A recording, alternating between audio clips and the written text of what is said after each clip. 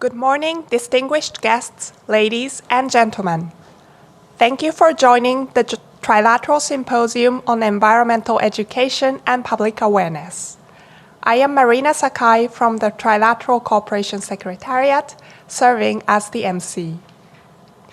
Today, representatives of China, Japan, and Korea's environment ministries will introduce their country's policy focuses during and after the COVID-19 pandemic. We also have experts from the three countries, as well as international and regional organizations, to share different ways of effective environmental education pedagogies and how to assess learning outcomes. During the symposium, simultaneous interpretation in Chinese, Japanese, Korean, and English is provided. Please check Mute Original Audio when choosing your interpretation channel. Please use the chat function if you need to communicate with the host during the sessions. Without further ado, let's start the opening session. First, Ms. Obo Qian, Secretary General of the Trilateral Cooperation Secretariat, will deliver opening remarks. Due to her business schedule, Secretary General cannot join us in person today, and we will play a pre-recorded message from her. Thank you very much for your understanding. Distinguished guests, ladies and gentlemen, it is my pleasure to welcome you all to the Trilateral Symposium on Environmental Education and Public Awareness. First, please allow me to extend my gratitude to the three supporting organizations: Ministry of the Environment of Japan, Center for Environmental Education Communications of the Ministry of Ecology and Environment of China, and the Korean Environmental Preservation Association for their generous and invaluable support to this event. In recent years, environmental issues such as climate change and loss of biodiversity have become global agendas. In particular, the COVID-19 pandemic has made us critically aware of the urgency to address environmental issues and pursue harmonious coexistence of nature and human being. Cross-national cooperation is imperative for this. Environmental protection has always been a key agenda in trilateral cooperation among China, Japan, and Korea. The Tripartite Environmental Ministries Meeting, TEM, established in 1999 as the longest-standing ministerial level meetings among the three countries and plays a leading role in regional environmental cooperation. It is also one of the most institutionalized cooperation mechanisms, and its multi-layer projects involves a wide range of stakeholders from government, research institutes, business, community, and civil society, including youth. TCS is an international organization established by the governments of China, Japan, and Korea in 2011 to promote lasting peace, common prosperity, and shared culture in Northeast Asia region. For the past decade, it has been supporting trilateral cooperation on environmental protection under the TEM framework.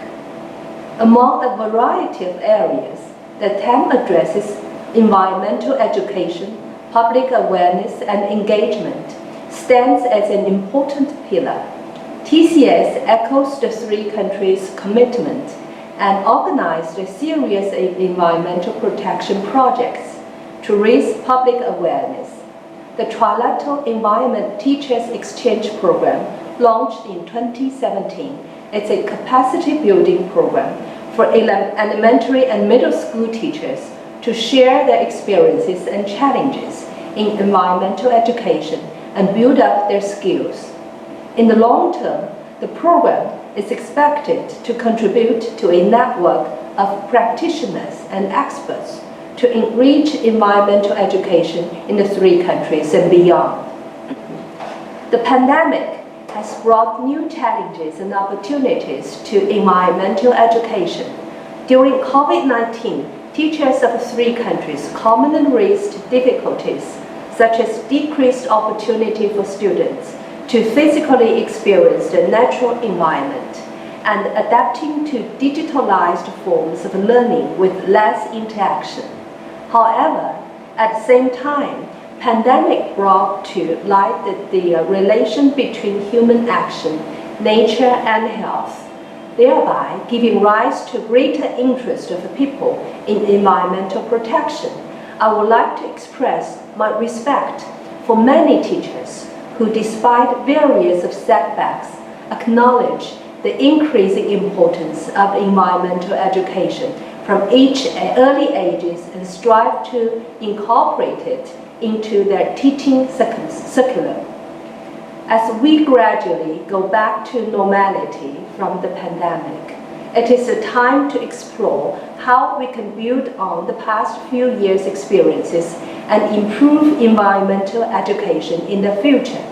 Today, we have with us representatives of the governments and experts from the three countries, as well as regional and international organizations, to share the three countries' policy-level efforts and to discuss how teachers can encourage children to take actions in the post-pandemic era to better protect the environment. There will be differences in the approaches taken in China, Japan, and Korea, but we can learn from each other the unique experiences. TCS is also committed to continue working on this important agenda with its partners, and I wish this symposium a great success. Thank you. Thank you very much. Now, let us start session 1. We will hear from government representatives of the three countries about the environmental policy focuses against the backdrop of the COVID-19 pandemic. The session will be moderated by Ms. Zhang Shisha, Deputy Director, Department of Communications and Education, Ministry of Ecology and Environment of China. Ms. Zhang, you have the floor.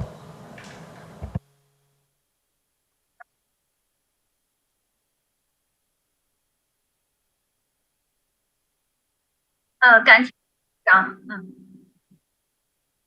午好，我是中华人民共和国生态环境部宣传教育司的张世霞，非常高兴能够参加中日韩环境教育和公众环境意识研讨会，并担任第一环节的主持人。那么第一环节包括与会嘉宾发言和讨论问答两个议程。今天我们很荣幸的邀请到了来自中日韩三国的专家，就中日韩三国的环境政策进行交流分享。在此也提醒各位嘉宾，每个国家的发言。Yes, thank you very much. To all of our distinguished guests, I would like to kindly ask all of our speakers to keep to the 10-minute time limit. And we would now like to move on to session 1. First of all, I would like to invite Deputy Director of Management and Policy Institute of Ecology and Environment of the Chinese Academy of Environmental Planning of the Ministry of Ecology and Environment, Ms. Hao Chunzu. She will give us a presentation on China's policy in terms of environmental protection. 请主持人允。 Thank you very much for the kind introduction, moderator.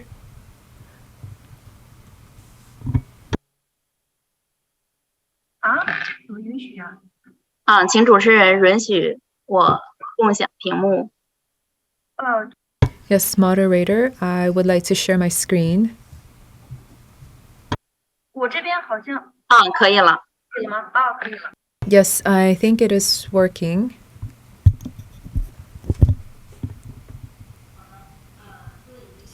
Yes, I think that it is working. Yes, thank you, ladies and gentlemen. It is a great pleasure for me to participate in this symposium. I would like to take this opportunity to discuss China's environmental protection policies under the COVID-19 pandemic. I would like to divide up my presentation into 3 parts, beginning with the progress of environmental protection policies under COVID-19 and the characteristics of these policies and the effects of these policies. I have to say that the current situation is not great. I'm having some technical difficulties. I'm hearing a lot of noise. But first of all, let me discuss the progress of environmental protection policies under COVID-19 here in China. I am hearing a lot of feedback and some noise on my end. At the national level, I would like to discuss three things in particular. Firstly, on the management of medical waste, and secondly, on medical sewage, and thirdly, on ecological protection, also focusing on disease control. At a national level,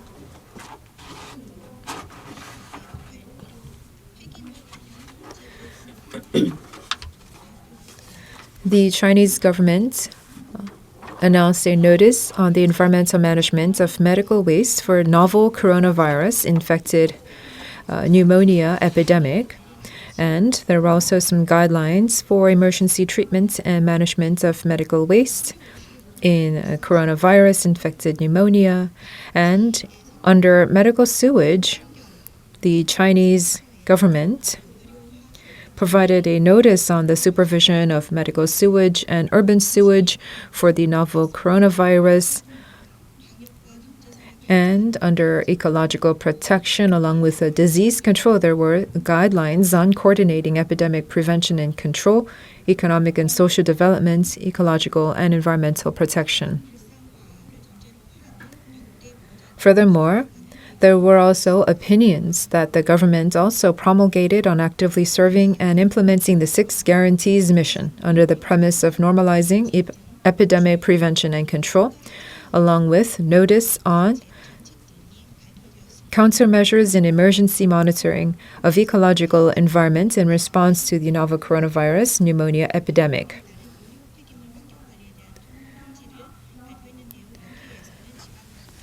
For medical sewage, there was the novel technical plan for emergency treatments of contaminated medical sewage. And for this, there were many different local and environmental and ecological departments at all levels required to attach great importance to the environmental management of medical waste during COVID. And they were effectively supervising and managing the prevention and control of environmental pollution in the collection, transportation, storage, and disposal of medical waste. And it was suggested that provincial eco-environmental departments, so local governments, should immediately organize and establish cooperative emergency treatment mechanisms of medical waste, specifically among cities in the administrative region. Furthermore, under guidelines for emergency treatment and management of medical waste, there were very clear requirements for emergency treatment and management of medical waste during COVID. And these were clearly provided to the public, and the technical routes of emergency treatment of medical waste under COVID was put forward. And there was the technical points of emergency disposal of medical waste were also provided. And the notice on supervision of medical sewage and urban sewage had different important elements, such as strengthening the protection of drinking water sources and monitoring water quality, and classifying sewage and waste collection treatment to ensure stable discharge standards, and strengthening the protection of drinking water sources, and strengthening the supervision of rural medical sewage disposal. Furthermore, under the novel technical plan as well, there were emergency plans for disinfection treatment using chemical agents, an emergency plan for disinfection with special equipment, corresponding requirements for sludge treatment and disposal, and guidelines and norms for other technical points of sewage emergency treatment. The guidelines on coordinating epidemic prevention and control were covering what we call the 100%. So this is in reference to 100% full coverage of environmental supervision and services for all medical institutions and facilities nationwide, and also a 100% full implementation of timely and effective collection, transfer, treatment, and disposal of medical waste and wastewater. Under these guidelines, there were also 2 lists that were created: a formulation and implementation of a positive list of environmental impact assessment approvals, and also a positive list of supervision and law enforcement to play an incentive-oriented role. And there was also pollution controls that were highlighted, strengthening precise pollution control and implementing scientific pollution control, and a lawful, so adhering to the pollution control according to the law to try to create a synergy when it comes to pollution control. And as you can see here, at the provincial or regional level in these different provinces such as Hubei, Gansu, Guangdong, Jiangsu, Sichuan, and etc., you would see that local governments also announced their own local policies on prevention and control of COVID and supervision of medical wastewater and etc. Next, on carbon peaking and carbon neutrality. In 2021, or NDC, in 2022, or NDCs were announced, and since then, the 14th Five-Year Plan Comprehensive Work Plan was announced by the Chinese government. And on September 22nd, the State Council provided an opinion on what we call the New Development Concept on carbon neutrality. And on October 26th, the government released a notice. Again, the State Council released a notice on the printing and distribution of the action plan for carbon peaking before 2030. There was also a notice on launching climate investment and financing pilot work. And the 14th Five-Year Plan also provided a comprehensive plan under which there were 10 major pillars that were provided with specific subcategories and specific goals. In the carbon neutrality system, we are promoting what we call the 1+N policy system.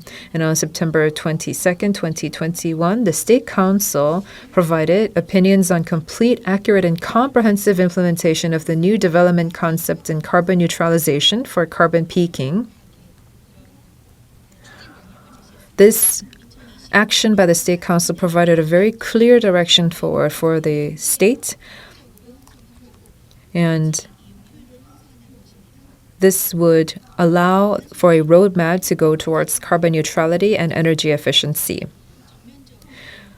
By 2030, there will be some comprehensive achievements that the governments would achieve, and the energy industries will become much more advanced. And by 2060, a green, low-carbon and cyclical economic system and a clean, low-carbon, safe and efficient energy system would have been fully established. Energy efficiency would have reached international advanced level. This would create a harmonious coexistence between man and nature. There were phased level goals and objectives that were set forth by the government. At the State Council, they also announced the top 10 actions for carbon peaking by 2030.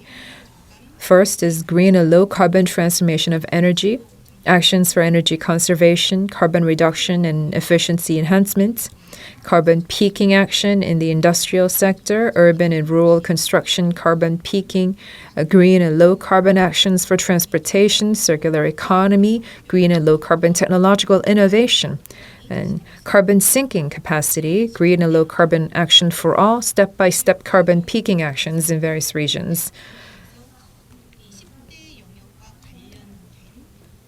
As I mentioned, there were these top 10 actions for carbon peaking, and for each of these top 10 categories, there were specific sub-goals that were set forward. For example, there were different goals and objectives set forward for all of the industries that are encompassed under what we call the N series, such as the chemical industry and etc. The characteristics of the policies in China under COVID can be summarized with this chart. There were 4 different characteristics. So first is that there were active promotion of ecological protection related to epidemic prevention and control. It's an integrated nationwide approach that we try to take. Secondly, we actively improve emergency response management policies and measures during COVID. There were over 20 pollution prevention standards, for example, that were set up and various departmental regulations. Thirdly, we fully guaranteed environmental emergency response capabilities in high-risk areas for epidemic prevention and control. The Ministry of Ecology and Environment coordinated to speed up the deployment of mobile disposal equipment and improve emergency response capabilities. Fourthly, we have promoted the environmental protection work related to the resumption of work and production in an orderly manner. On the guiding opinions on coordinating the epidemic prevention and control and ecological and environmental protection of economic and social development, we have worked to make sure that national medical waste and medical sewage treatment and disposal was done in a stable and orderly manner. Lastly, I would like to discuss the effects of environmental protection policies in China under COVID.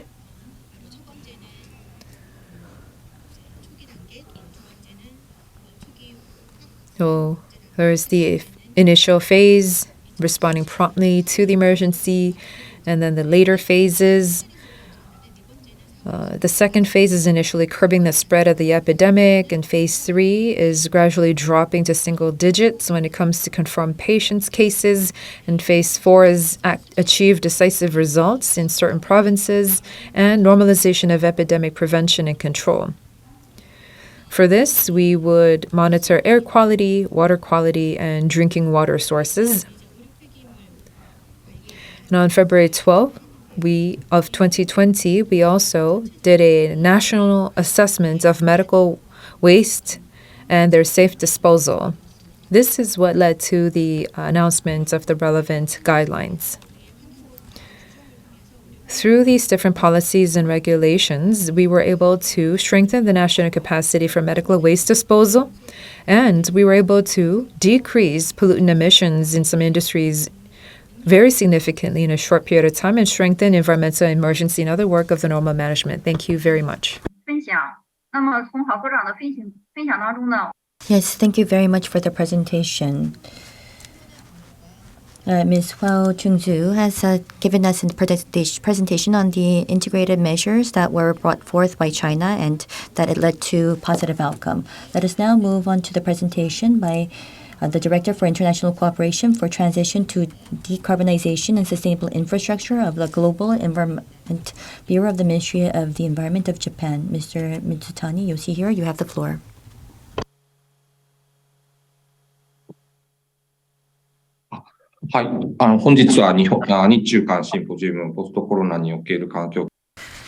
Thank you very much. Thank you very much for inviting me to the Trilateral Symposium on Environmental Education and Public Awareness.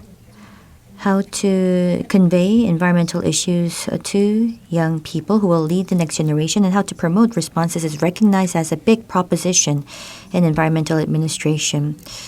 And against this backdrop, I am very honored to have the opportunity to introduce Japan's environmental policies to all of you who are involved in environmental education. And I would also like to express my deepest gratitude to the Trilateral Cooperation Secretariat for providing this valuable opportunity. In lieu of time today, I would like to focus on just 3 topics, which includes climate change, marine plastic litter, and biodiversity. First, on climate change response. Let me first give you some background on the international landscape on climate change. In the Paris Agreement adopted at the COP21 in 2015, the goal that was set forth was to keep global warming or temperature rise well below 2 degrees compared to pre-industrial levels and to keep it within 1.5 degrees. In addition, COP21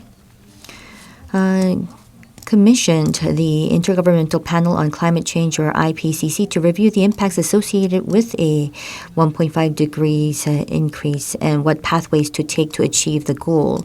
And the result of that was the IPCC Special Report, or the Report on Global Warming of 1.5 degrees Celsius.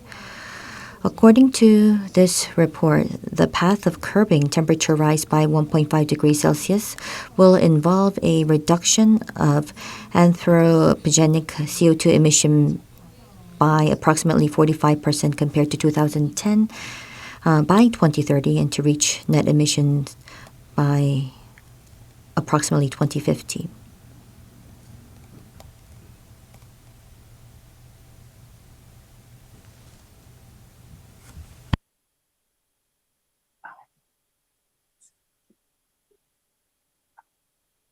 Yes. そうした指摘を受けて、パリ協定の気温目標達成。And as a result,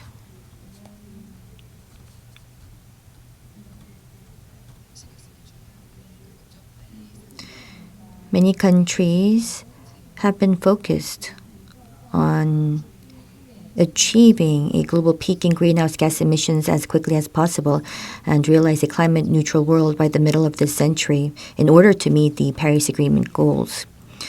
In Japan as well, in October 2020, at the time, Prime Minister Kan declared carbon neutrality, which is now stipulated by law. However, even if all countries achieve their 2030 goals, global greenhouse gas emissions in 2030 are expected to increase by about 13.7% compared to 2010 levels.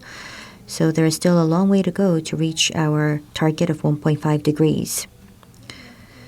For this reason, the Glasgow Climate Pact was adopted at the COP26 last November.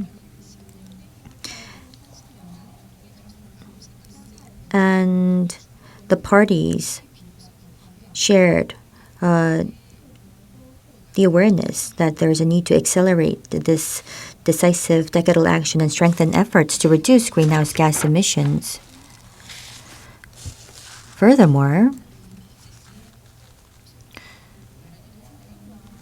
in the IPCC assessment report last year, it indicates that human activity is the cause of climate change, and that the anthropogenic climate change has a widespread adverse effect on nature and humans, and that even if the 2030 target announced before COP26 is implemented, there is a high possibility that we will exceed the 1.5 degrees target sometime during the 21st century.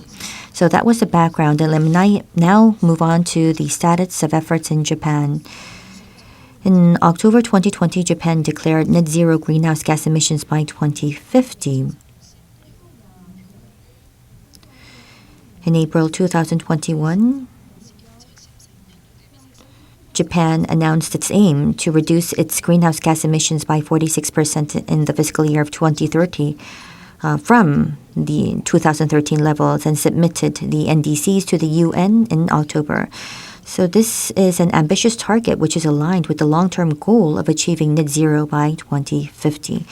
And furthermore, Japan will continue strenuous efforts to meet the lofty goal of cutting emissions by 50%. And if we move on to the next slide, Japan introduced the revised Act on Promotion of Global Warming Countermeasures. The law stipulates that greenhouse gas net zero target by 2050 would be the basic principle in promoting global warming countermeasures.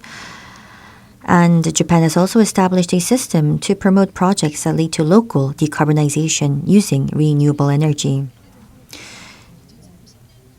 In October 2021, the revised plan for global warming countermeasures was approved by the cabinet, which is to be the basis in achieving our 2030 target. Here, CO2, methane, and other greenhouse gases were the focus, where mitigation policies would be put in place. So in other words, it was to support new reduction targets in all greenhouse gas emissions. Specifically, it includes obligating houses and buildings to comply with energy conservation standards, research and development of hydrogen and storage batteries, and social implementation of the Green Innovation Fund. So if I may now go into specifics, if we go into the localities in line with the national carbon neutrality announcement, the local governments have also set forth reduction targets. And we now have 750 municipalities that declared 2050 carbon neutral goals, and this covers approximately 70% of the entire population. And in June 2021, Japan formulated a roadmap for realizing local decarbonization. In order to achieve this vision, more than 100 decarbonized regions by 2030 would be designated, and the government will support initiatives that match local conditions, such as the introduction of renewable energy that will lead to regional revitalization. And this April, 26 regions that will comprise Phase 1 were designated as decarbonization regions to take the lead. It is also important to decarbonize not only local governments but also citizens through lifestyle changes. We support the introduction of zero energy houses, or ZEH, thermal insulation, and EVs that are directly linked to lifestyles, and promote the decarbonization of the lifestyles of citizens. We are promoting a national campaign to encourage all kinds of wise choices with the Cool Choice program to change the perception of the people. Specifically, we are calling for actions in our everyday life that has to do with, for instance, switching to energy-saving home appliances and wearing cool biz. And in terms of our response to climate change, I would like to go into this topic further. In recent years, we've been seeing storms and flood damage caused by heavy rains and typhoons. It's becoming more severe, and we've been seeing floods impacting Japan recently as well. So this indicates that mitigating the impact of climate change is, of course, important, but we also need efforts toward adaptation. We believe that there will be further risks that come from natural disasters, and it's important to prepare for these disasters that are becoming ever more severe. And potential impacts of climate change include an increase in natural disasters, but also impacts on agriculture, ecosystems, and damage to human health. Japan established the Climate Adaptation Act in 2018. And a national adaptation plan was established accordingly. And in October 2021, the cabinet approved a new climate change adaptation plan based on the latest climate change impact assessment. This new plan incorporates adaptation measures and introduced new indicators to monitor progress.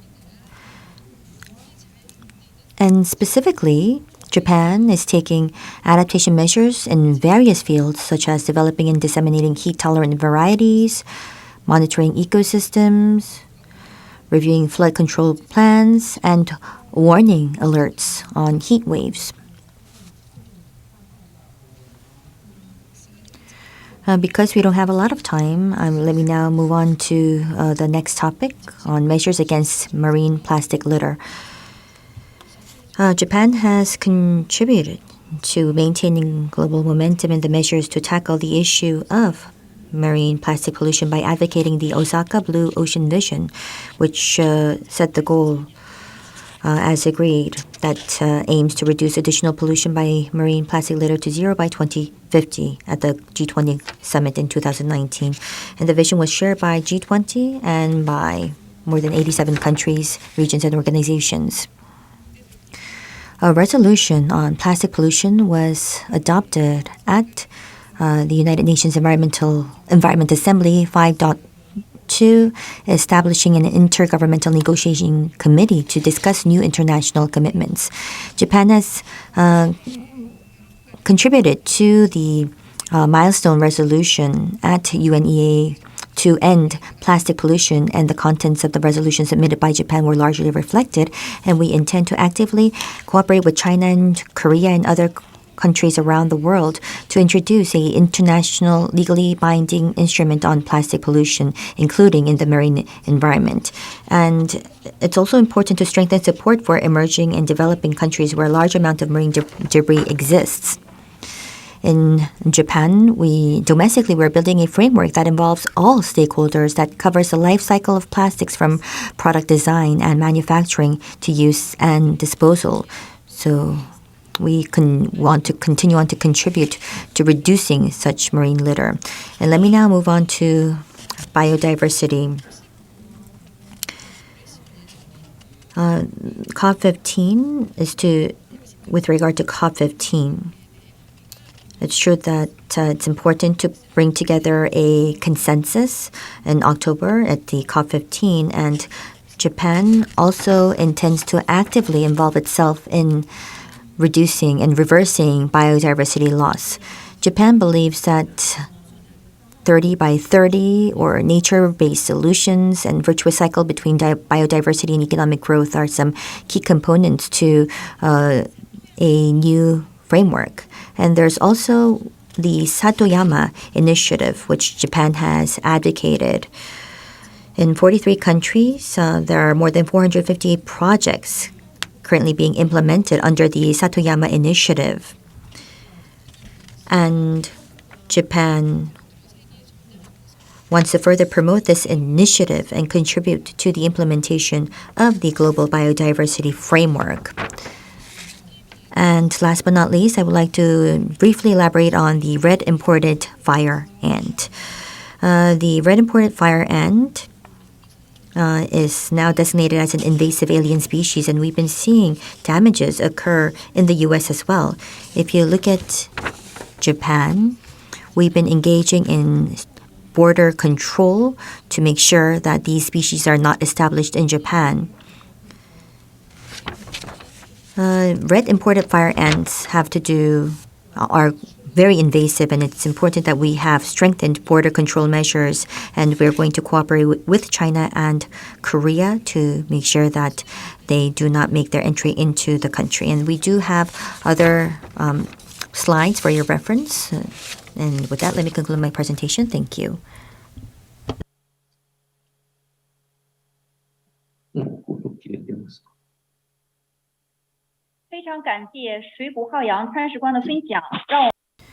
Yes, thank you very much.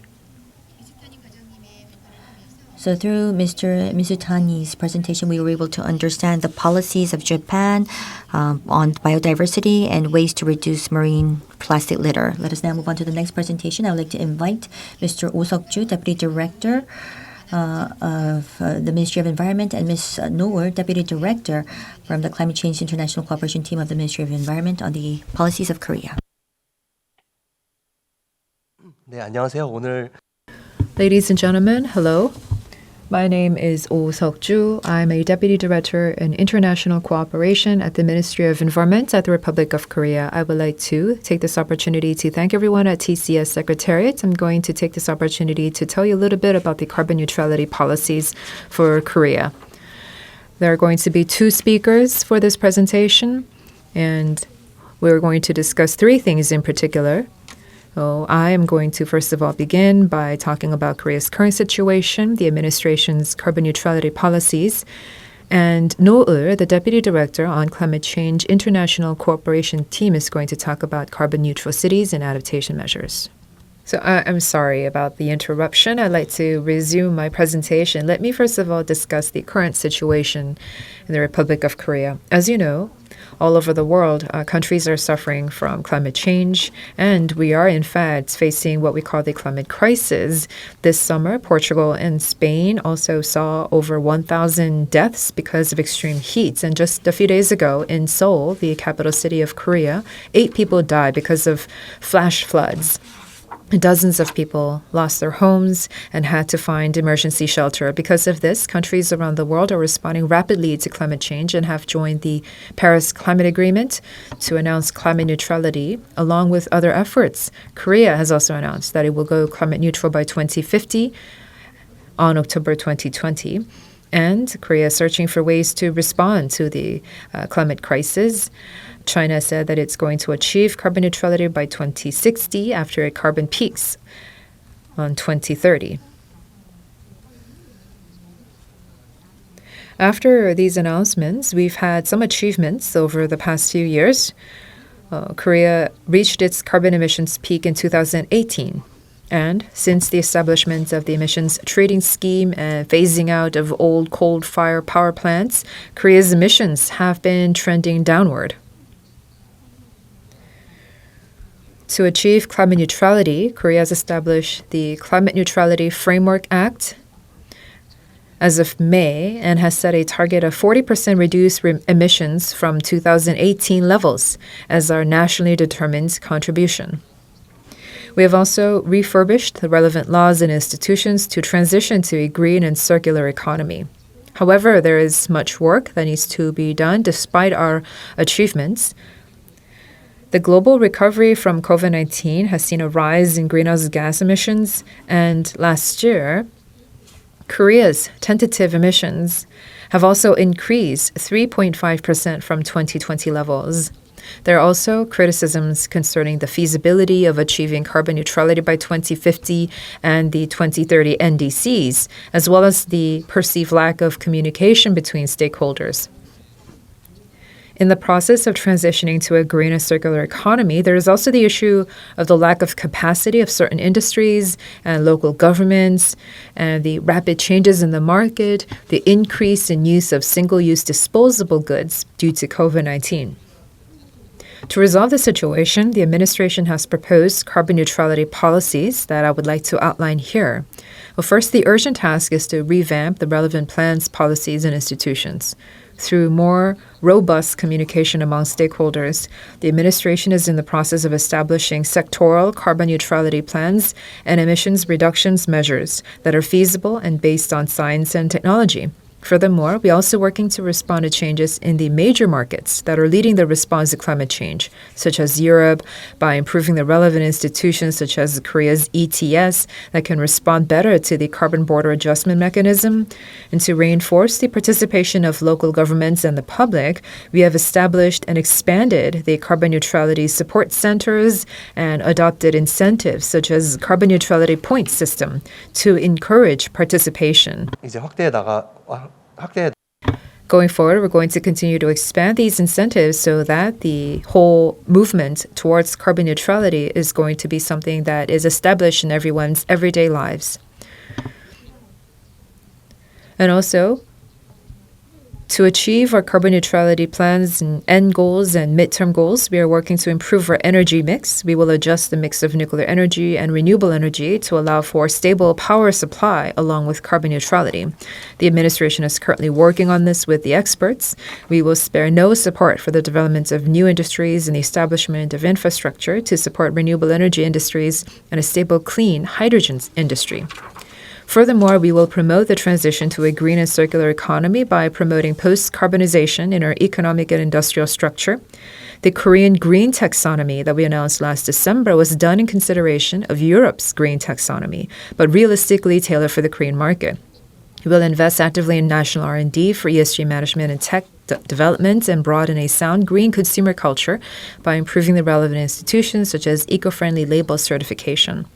We will also promote investments in green industries and technologies. We will expand investment in environment R&D and create green conversions clusters and set a base for green industry growth to select the top 10 green industries such as clean air, hydrothermal energy, climate tech, and biogas. Furthermore, we will work to expand the supply of eco-friendly cars and expand the relevant infrastructure such as charging stations. Lastly, we will also support the transition to a circular economy and society. We will work in a phased manner to decouple economic growth from waste emissions increase and expand high-value-add recyclables. And we will spare no effort to support this transition to a circular economy. And with this, I conclude my portion of the presentation. And as for carbon neutral cities and adaptation measures, I'd like to turn to my colleague. Thank you for your attention. 안녕하세요. 오늘 Hello, everyone.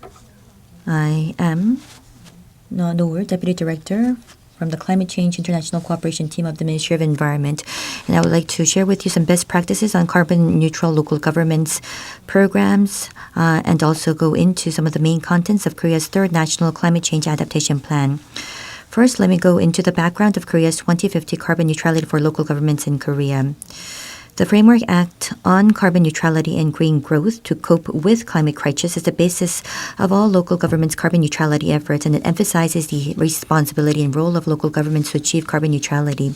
At a special session held under the theme of the role of local governments for global carbon neutrality on the occasion of the 2021 P4G Seoul Summit, a total of 243 local governments, including 17 metropolitan cities and 226 basic local governments across the country, declared 2050 carbon neutrality. And they've also announced to establish and implement an implementation plan. Let me now move on to the best practice cases of carbon neutrality in local governments in Korea. First, in December 2020, Dobong-gu was the first government to enact the Ordinance on Response to Climate Change with the goal of realizing carbon neutrality by 2050. And in May 2021, as part of the 2050 Carbon Neutral Citizens Resolution Campaign, which is a campaign to reduce greenhouse gas emissions by 4 tons per person, was conducted with civic groups to raise public awareness of carbon neutrality. Chungcheongnam-do is leading the clean energy transition and has announced to realize early on carbon neutrality by 2045. In 2019, the city declared a climate emergency for the first time among East Asian cities and declared its will to promote a policy of coal phase out, and has also made a key decision in November on the same year to close down Poryong coal-fired plants units 1 and 2. Daedeok-gu Daejeon City established the ordinance for the operation of carbon cognitive budget system, which is the institutional basis for carbon neutrality, and guarantees the participation of residents in the process and is considered as an excellent case of carbon neutrality of local governments joined by residents. The carbon cognitive budget system introduced by the province or Daedeok-gu evaluates the impacts of various project budgets on carbon reduction and stipulates that the results are reflected in the budgeting and execution and make sure that climate crisis is reflected in the planning and the conceptual phase of projects. Jeollanam-do has introduced the carbon neutral response strategy centered on heavy emitting industries including petrochemical, steel, and shipbuilding industries. These industries need long-term plans and response to carbon neutrality.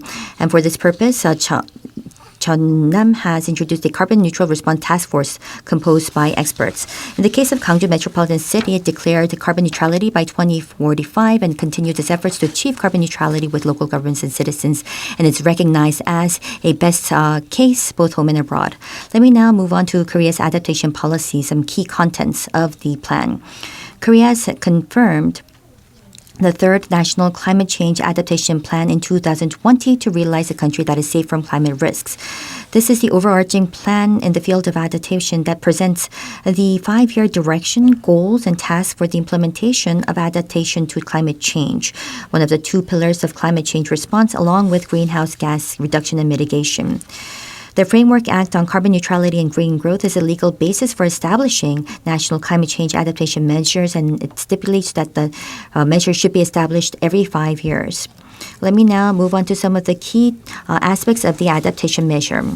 The third national adaptation measure presents a vision of realizing a climate-safe nation with the people, and it consists of policies including improvement adaptation to climate risks, reinforcement of monitoring and forecasting evaluation, and realizing the mainstreaming of adaptation. First, on the ability to adapt to climate risks. It's important to strengthen the capabilities and ability of all sectors of society to adapt to climate change in order to reduce the risks and damages.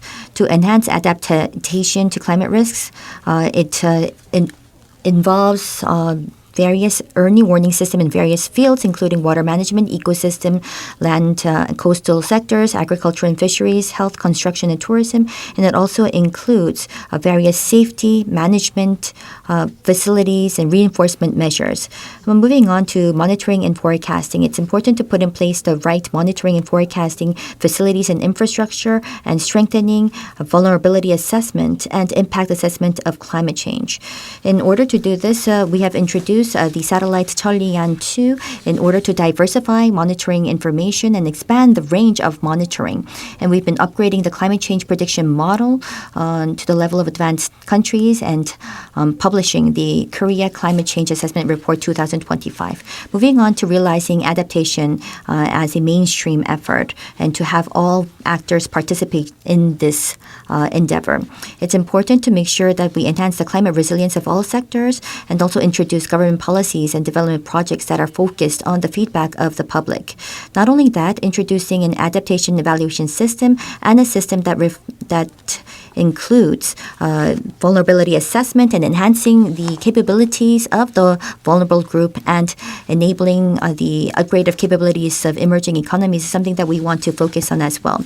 In line with the adaptation measure, we also have introduced the countermeasure, a board to introduce the feedback of the public, also monitoring and forecasting led by the public, and running a national public evaluation group on the response, the planning, implementation, and evaluation. Not only that, we also want to make sure that the feedback of the public is introduced. So we have introduced the top 8 national public evaluation tasks to raise the awareness of the public. So that was on the overall strategies and adaptation measures and best cases of the local government in Korea.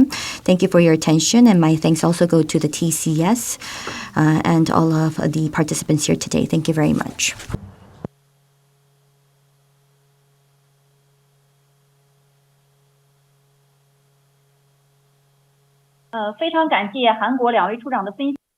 Thank you very much. I'd like to thank the 2 deputy directors from Korea for their presentation. Thank you for the overview of the carbon neutrality policies, as well as some case examples focusing on specific cities across Korea. We'll now move on to the next portion of our session. We've just heard from representatives from the 3 countries about the policy situations in their respective countries. And of course, we all want to head towards climate neutrality and a green transition. So now we'd like to talk about some measures for cooperation among the 3 countries. I'd like to ask all of you for your ideas. Perhaps we can turn to Ms. Hao first. Thank you very much, moderator. Climate change is a global challenge. And when it comes to responding to global climate change, we all have to respond globally because no individual country can do it alone. The CJK countries have a very robust cooperation system, and we also have the ministerial level talks. In fact, with a history of over 20 years in Northeast Asia environment,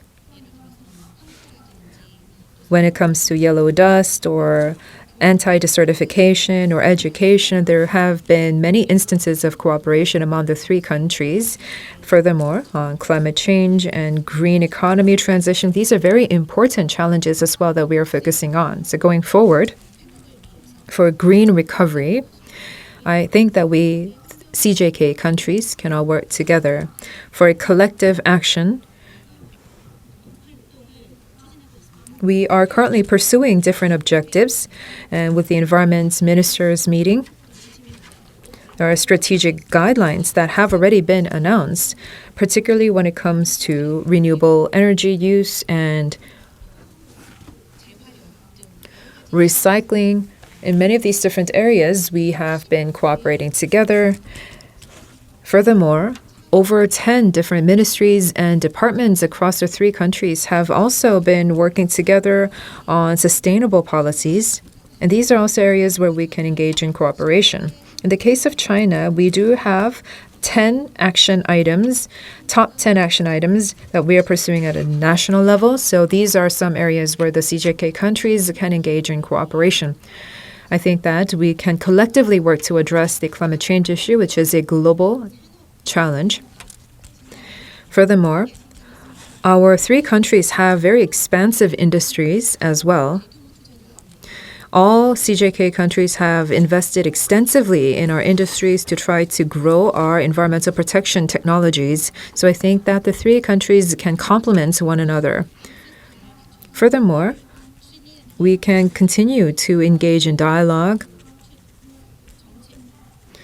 on pursuing low carbon policies and perhaps maybe providing policy coordination and provide resource support to one another. For example, these are some areas that we can work on. And technology transfer is also some ideas that we can work on.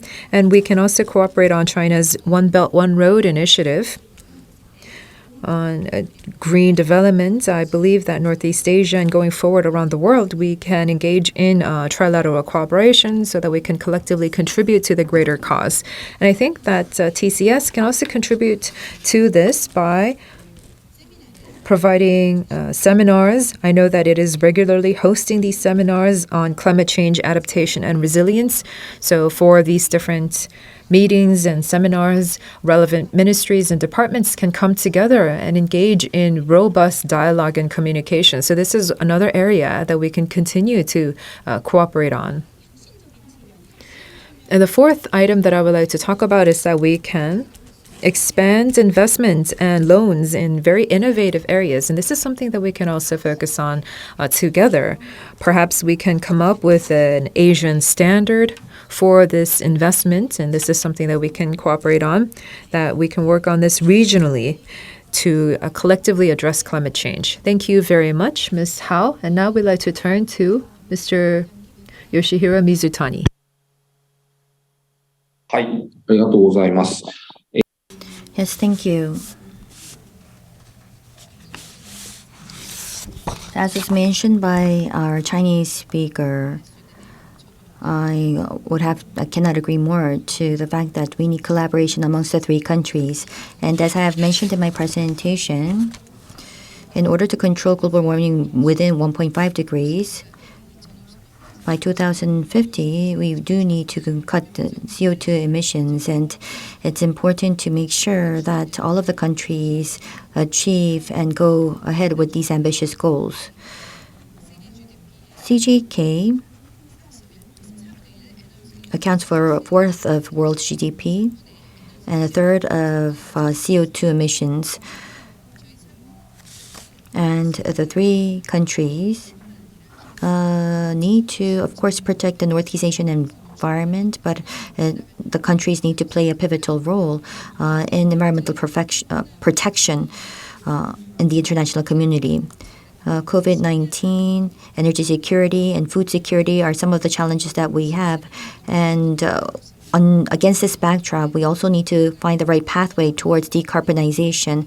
And what kind of cooperation is possible is something that we need to discuss. And I think that it would be great if we can have this agenda tabled at the Tripartite Environmental Ministers meeting.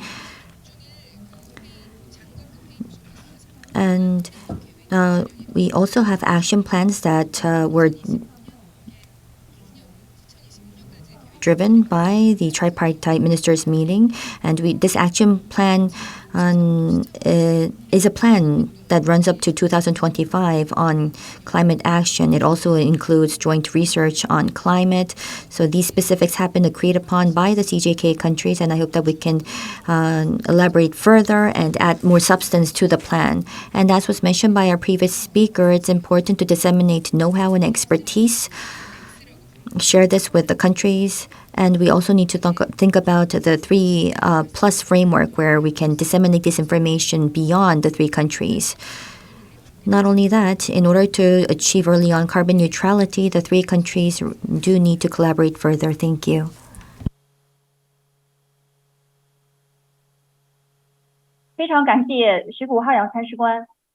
Yes, thank you very much. Now we'd like to turn to the two speakers from Korea, the deputy directors. Can you provide us with your thoughts? Maybe I can ask Mr. Oh to speak first. Yes, thank you very much for the great ideas and constructive opinions from China and Japan's side. Thank you so much. I think that your insights were very valuable, so I'd like to keep my remarks very brief. We share the same skies, so we are sort of in the same environmental community. The CJK countries share the same similarities.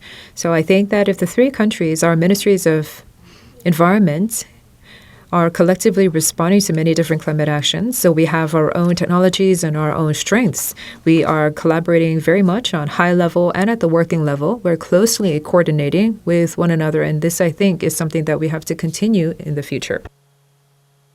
Before we end the session, we would like to take a group photo.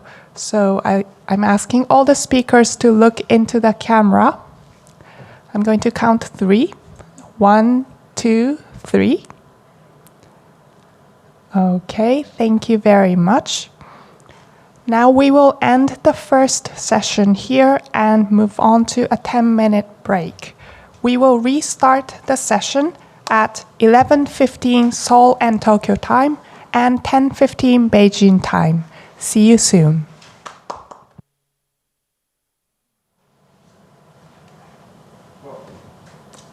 Welcome back, ladies and gentlemen. Now, we would like to welcome our special guest, Ms. Byung Won-jung, Program Specialist of Education for Sustainable Development at UNESCO headquarters. Ms. Byung has been the focal point for Education for Sustainable Development, ESD policy, including the development and rollout of the Global ESD for 2030 framework, UNESCO's Climate Change Education Flagship, and ESD country initiatives. Before joining UNESCO, she oversaw the founding and development of Tongyong Foundation for ESD and Seja Terra Forest in the ROK as executive director. Today, she is joining us from Paris, France, where the UNESCO headquarters is located. Thank you very much, Ms. Byung, for being with us live online despite the time difference. Now the floor is yours. Thank you very much, Chair. Good morning to everybody. Thank you for this great opportunity to share our work on education for sustainable development, which aims to have it as the core curriculum component by 2030. As introduced, my name is Won-jung Byun. I'm Program Specialist in the section of Education for Sustainable Development here at UNESCO. Before I begin, I would really like to thank the Trilateral Cooperation Secretariat for this great invitation to this very important event today. So as many of you already know, education for sustainable development, or the discussions around environmental education, has evolved since long time ago, especially taking the landmark decisions around the Rio Earth Summit in 1992, leading up to the UN Decade on ESD 2005 to 2014, and the Global Action Program on ESD. Now, in building upon all the work that has been done, we need to look at where we stand at the moment. And currently, as you can see from some of the reviews that was done recently by UNESCO, a review of national curriculum frameworks of 100 countries shows that only 47% of the documents had no reference to climate change, around half of them. And when it appears, the depth was minimal. And for climate change education in ESD, these topics are much more visible in vulnerable countries to climate change, as opposed to countries that are largely responsible for carbon emissions. So looking at this and also hearing what teachers have to say are very important. For example, in our recent work titled as Teachers Have They Say, Motivation, Skills and Opportunities to Teach Education for Sustainable Development and Global Citizenship, among the teachers surveyed from 144 countries, when they were asked about how important they see, for example, in environmental issues such as climate change, nearly all of them said that it is very important or important to teach about this. But are they ready to teach about this? In that question, fewer than 40% were confident to teach about it, and only about 20% could explain well how to take action on this point. So I hear that there are many teachers joining us today at this symposium. So it is very important that teachers feel that they are ready and confident to address these environmental challenges in their classrooms, and without, of course, adding additional burden, but rather try to embed within their current activities. So looking at the current situation, it is critical to remind ourselves that education is a key enabler for all of the 17 Sustainable Development Goals. As the UN General Assembly reaffirms, ESD is recognized as an integral element of the SDG on quality education, SDG 4, and a key enabler of all the other SDGs. So we need to see how we can transform learning content, innovate pedagogies and learning environment to bring about societal transformation towards sustainable and just future. And in this regard, with this very ambition, the ESD for 2030 towards achieving the SDGs framework has been launched. This has been launched in 2020 with the timeline of leading up to 2030, with the objective of fully integrating ESD as 17 SDGs into policies, learning environments, capacity building of educators, mobilizing and empowering young people, and taking local level actions. And underpinning the implementation plan of this new framework is the roadmap. And currently, this roadmap is available in 11 languages, including Korean and Chinese, and Japanese is to be published at the end of 2022. In particular, there are three key features of this roadmap. First of all is the emphasis on education's role for the 17 SDGs, where it says that ESD promotes critical and contextualized understanding of the SDGs, trying to move forward and also paying attention to the possible tensions across different 17 goals. So it is important that we don't just accept what is in the SDGs, but really try to have a critical thinking around these goals and see what it actually means in our own context. So I would encourage all the teachers that are joining us today to look at this aspect when talking about sustainable development goals with the students, and let them see what those goals mean in their own communities and cities. Secondly, there's a big focus on big transformation. So first of all, to recognize how transformative action takes place at individual level. So starting from understanding, but also recognizing and connecting their understanding with the realities in their own communities that will trigger possibly action on as an individual.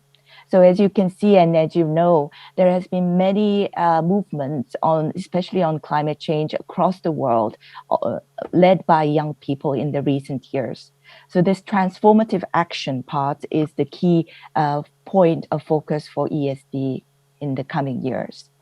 And secondly, the structural changes, recognition that we are not only aiming for individual changes, but with that, aiming for structural societal changes, in particular, recognizing the need for us to address and think about alternative forms of economies, not to and to move away from this persistent emphasis on growth.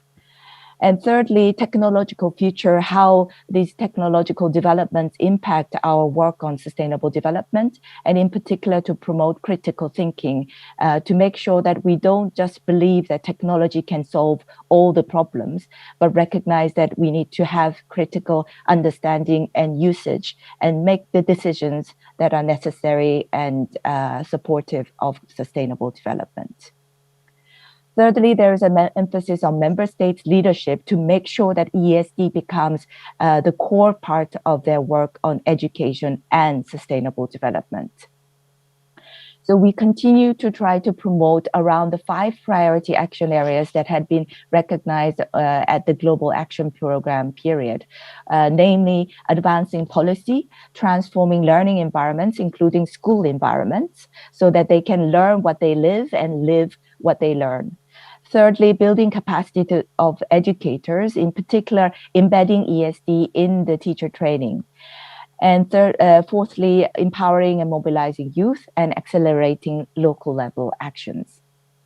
And in doing so, there are 6 implementation strategies presented. First, to invite countries to launch their country initiative on ESD for 2030 to mainstream ESD at the heart of their policies. Secondly, to have inclusive network of partners called ESDNet, which is to be launched quite soon. And thirdly, supporting education for SDGs and continuing with communication around UNESCO Japan Prize on ESD. Fourthly, to promote research and emerging issues on ESD, mobilizing resources, and finally, monitoring the progress. In particular, I would like to point out that there was this UNESCO World Conference on ESD last year, where there was a strong political commitment from 70 ministers and vice ministers of education, and which resulted in this Berlin Declaration on ESD. If you have not done so already, please, I would like to invite you to read this short declaration, which says, for example, that we need to ensure that ESD is a foundational element of our education systems at all levels, with environmental and climate action as a core curriculum component, that the time to learn and act for the planet is now. So with this strong call for action, in particular, we are working with governments and countries and stakeholders to ensure that member states join this country initiative on ESD. This country initiative is something that has a national scope, building on existing activities on ESD. So it is not a new project that we are calling for, but rather creating a big umbrella under which all of the current activities on ESD and new ideas can be born. So, and this would have to be a multi-stakeholder effort, bringing together all different stakeholders, including civil society, academia, private sector, and of course, community leaders. And in this network approach, we are trying to focus on flexibility and synergies to make sure that we go beyond just isolated good practice projects, but really try to have a systematic transformative changes in our countries on ESD. So this would be for member states an opportunity to bring together ESD stakeholders and create visibility around ESD for a greater impact.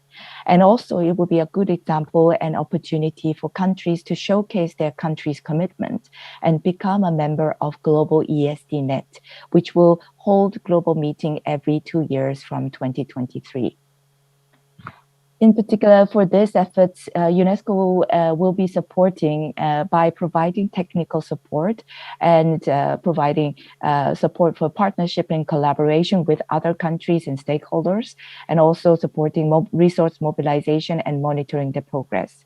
So in particular, I would invite you to go and take a look at this country initiative page here, where all the countries that have made certain commitments so far on ESD are listed with a video message. So all the country initiatives that will be submitted will go up here, as well as the key documents related to ESD. So this will be the archive for everybody to look at how each country is doing on ESD.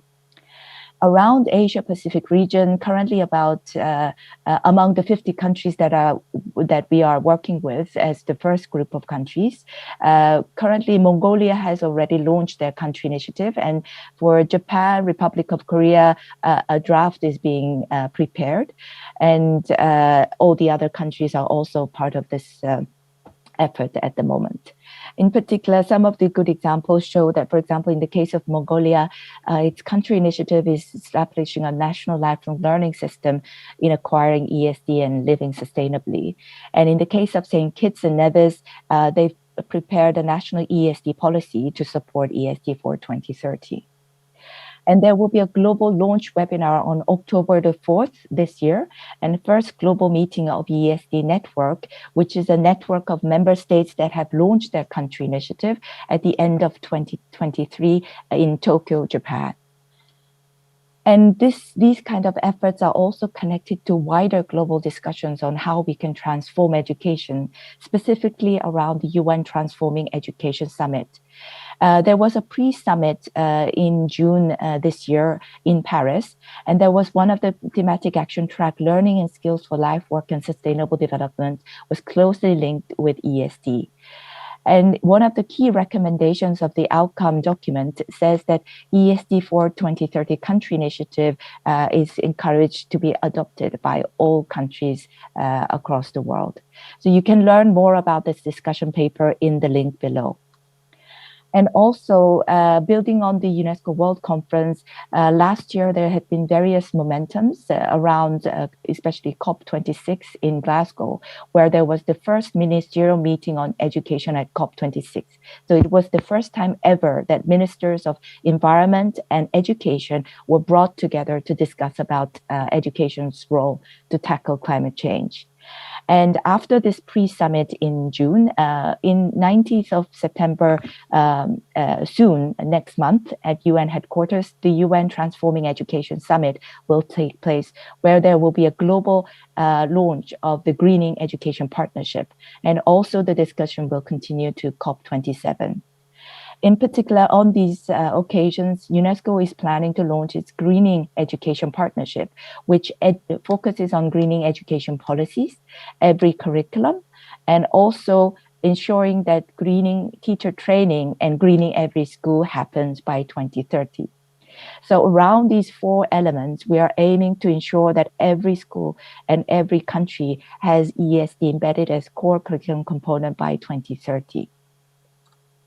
So with around these big ambitions, there are some of these key guiding learning materials that you could be of interest to take a look. And then finally, I would like to point out that there's a UNESCO and UNFCCC webinar series on climate change education for social transformation on the road to COP27 happening every last Tuesday of each month from April to November. So already on the 30th of August, we will have the 5th edition, and you can also rewatch the previous rounds on YouTube as well.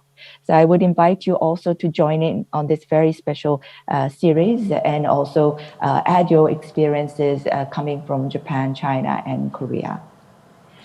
So finally, I would close my presentation with the words of our Assistant Director General for Education, Stefania Giannini, where she says, we are increasingly asking whether or not our education is truly relevant to our lives to ensure the survival of our planet. So ESD can provide knowledge, awareness, and action to transform themselves and to transform our societies.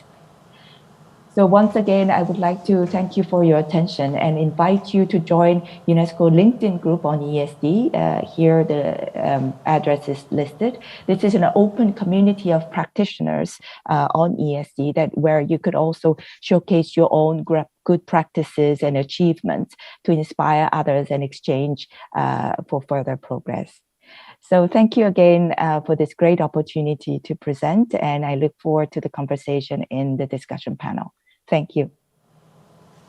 Thank you very much, Ms. Byung, for your presentation. It was very inspiring. Ms. Byung will be staying with us to join the Session 2 discussion. So now, let us move on to Session 2. Here, we will explore effective environmental education pedagogies in the post-COVID-19 era. I would like to welcome our moderator, Dr. Chong Woo-tak, former director of the UNESCO Asia-Pacific Center of Education for International Understanding. Dr. Chong, you have the floor. Thank you very much. Good morning, ladies and gentlemen. My name is Woo-tak Chung, former director of UNESCO APSEU, Asia-Pacific Center of Education for International Understanding, one of UNESCO Category 2 Center, and also one of UNESCO ESD KEPA member. first session focused on policies, and Madam Won Jung-byun introduced the global activities by UNESCO and UN. And this session, second session, will focus on environmental education and pedagogy among China, Japan, and Korea, and Southeast Asia. We have 4 speakers. Due to the time constraint, each speaker has 10 minutes for presentation. Please keep your time well. I would like to start the first presentation. May I invite Professor Huang Wei from Beijing Normal University. He will present on teaching, curriculum, school, and community experience from environmental education in China. Professor Huang Wei.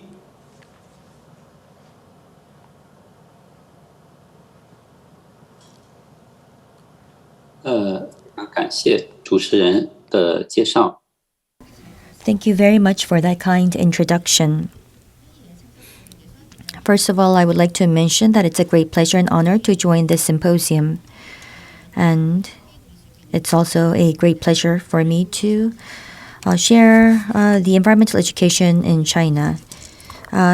Relevant education started in China in 1973, and we have 50 years history in environmental education. And I can say that China had its own proprietary pathway in environmental education, and it's been diversified to various channels and angles, and we've been engaging in a well-versed system of environmental education, and it had a positive impact on the socio-economic growth of China. Typically, school or formal and non-formal education exists in China, and it's abundant with various contents and various curricula. And today I would like to talk about the junior high and high school environmental education curriculum and experiences, also on the trends. And for the past 10 years, I would like to introduce you to some of the achievements of China. If you look at middle and high school in China, it consists of various structures. So in terms of policy, in terms of the didactics, and also in terms of the on-site programs, it's quite diverse. And I would like to focus on particularly on the on-site programs. And I do want to mention that my presentation does not represent a specific institution. The comments that I would like to make here would be my personal comments. And let me share my take on China's environmental education. First, if you look at the school system in China, we do have here, as indicated, we have the teachers, we have the system and the curriculum, and we put an emphasis on experience or experience-based education. In primary and secondary schools, we do have an environmental education system or structure concept in place. And what we're trying to do is also increase the scope into the society and ecology so that it can have a positive impact on civilization. We have formal and informal education, as I have already mentioned. And if you look at formal learning or formal education, it's classroom education. And non-formal learning would be any learning that takes place outside the classroom. And if you look at the teachers, I can say that in China, it consists of formal and informal learning, and we have relevant teachers. So if you look at formal learning or formal education, we do have contextualized teaching approaches in environmental education.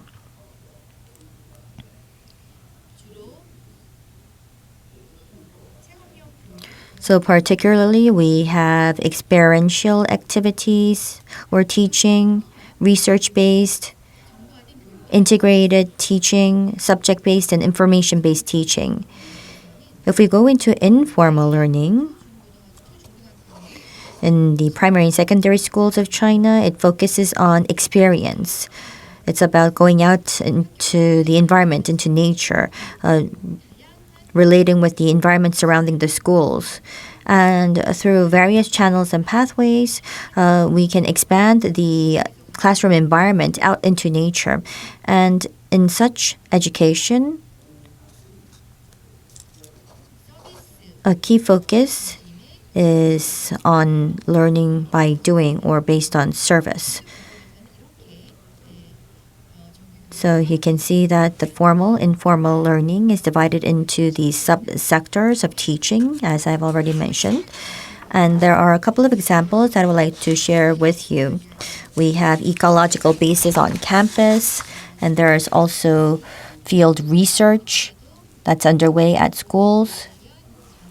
And not only that, there are environmental lectures that are provided for our students, and environmental education, science-based studies, social practices.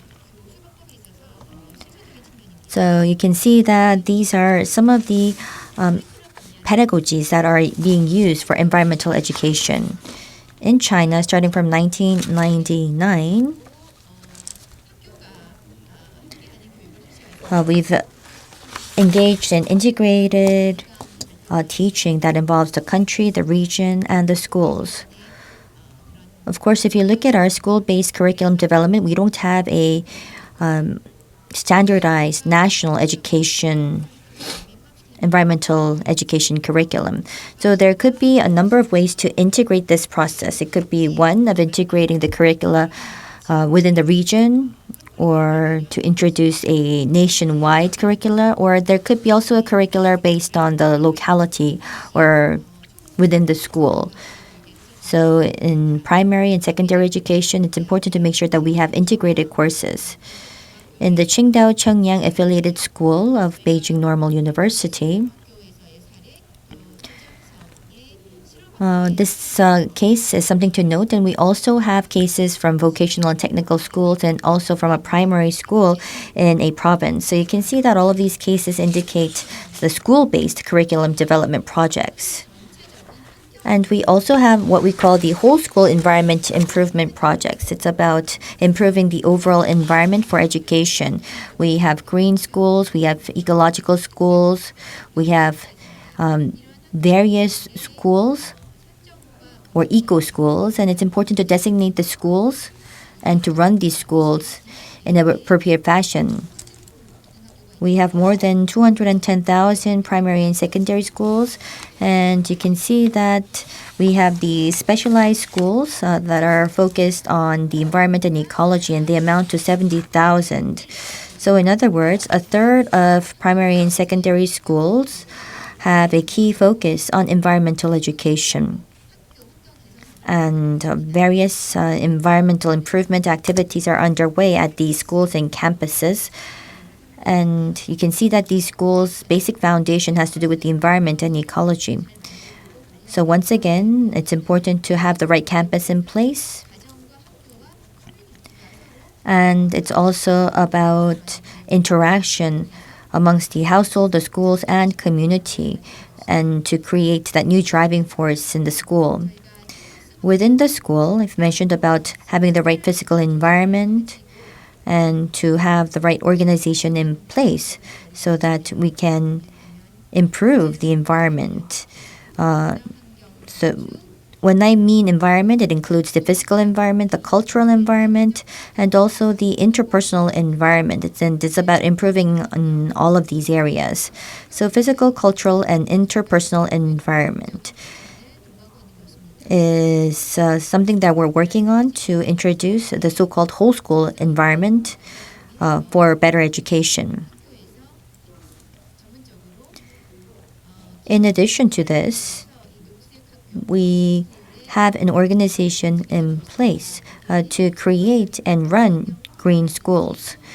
Assessment, evaluation, planning, and programs where teachers and students join their hands and where they put together the rules or something that is on the agenda of this organization that run these green schools.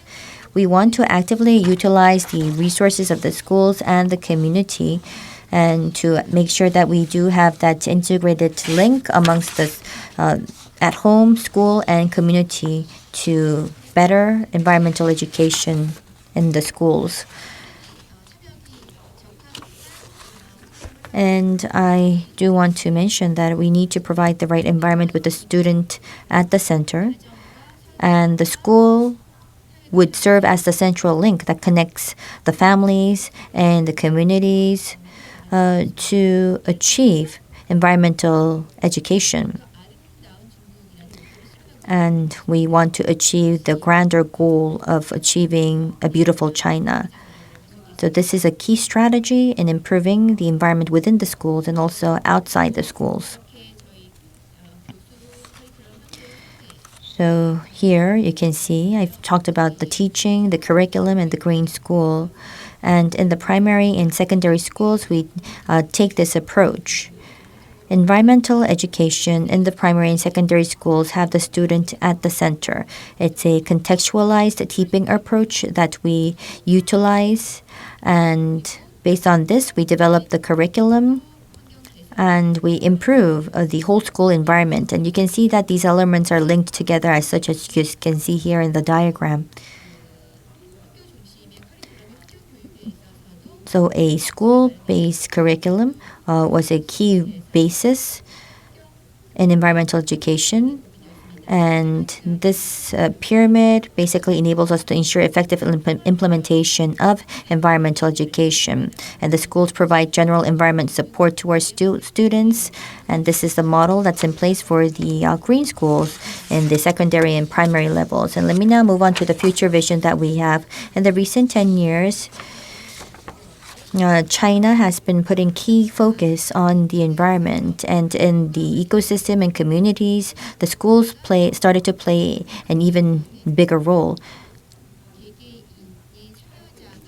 So you can see that the individuals can have an impact, and it also impacts the interpersonal relationship of the individuals and communities and ecosystems. And we've been seeing an overall integrated framework in place. And with COVID-19,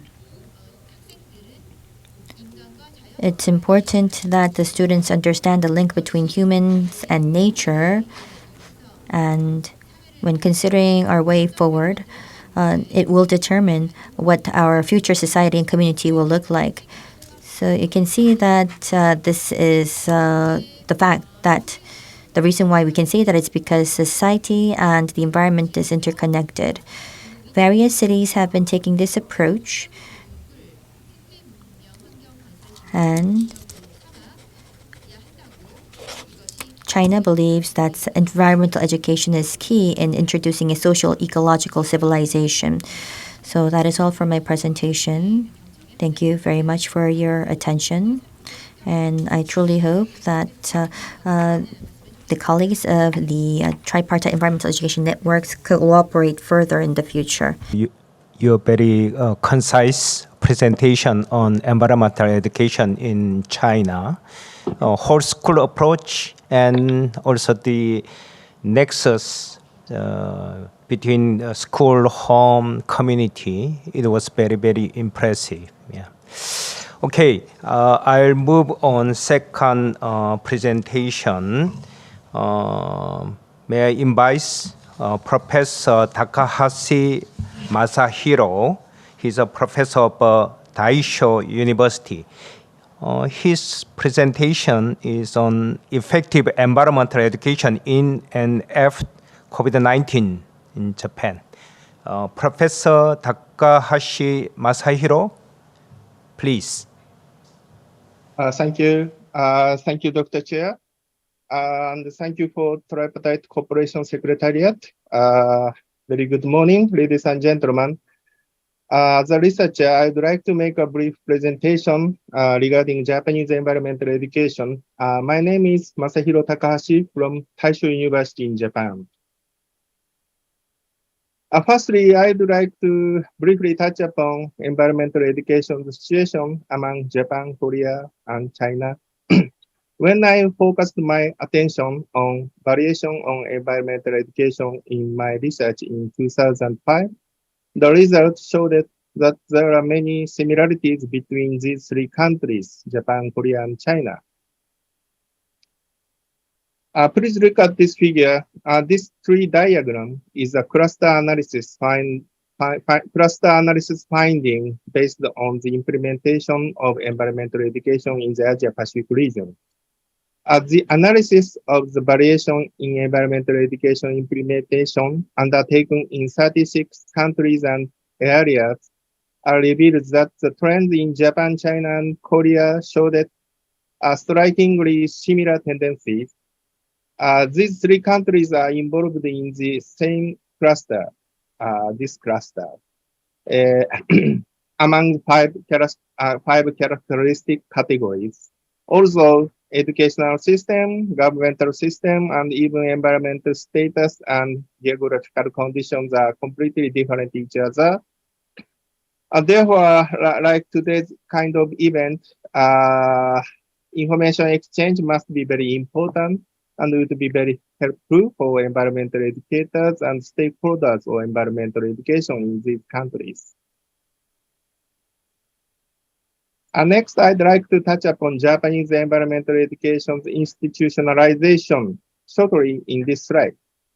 This figure is showing the institutionalization process of environmental education in Japan. In order to avoid complexity, only some laws related to environmental education are traced in this figure. But we can understand several laws are related to current environmental education.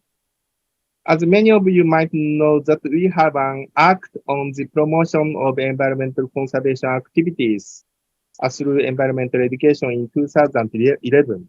And this law is revised version of Act on Enhancing Motivation on Environmental Conservation and Promotion of Environmental Education in 2003.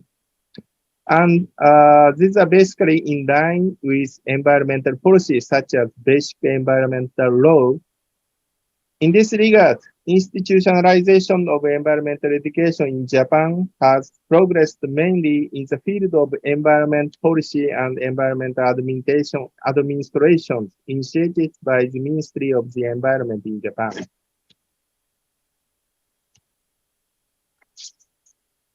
The next slide is overview of environmental education in Japanese school education. As many of you may know, unfortunately, there is no specific subject for environmental education in Japanese formal education curriculum. I know in Korea, there is a specific subject on environment in school education curriculum. I had in China, some specific subject and scheme has been prepared in some level of school education. However, in Japan, we don't have any subject on environmental education. Nevertheless, it is commonly known that the Japanese school education, environmental education are very active. Because environmental education in schools have been conducted as an out-of-classroom learning experiences or as a topic study among school curricula.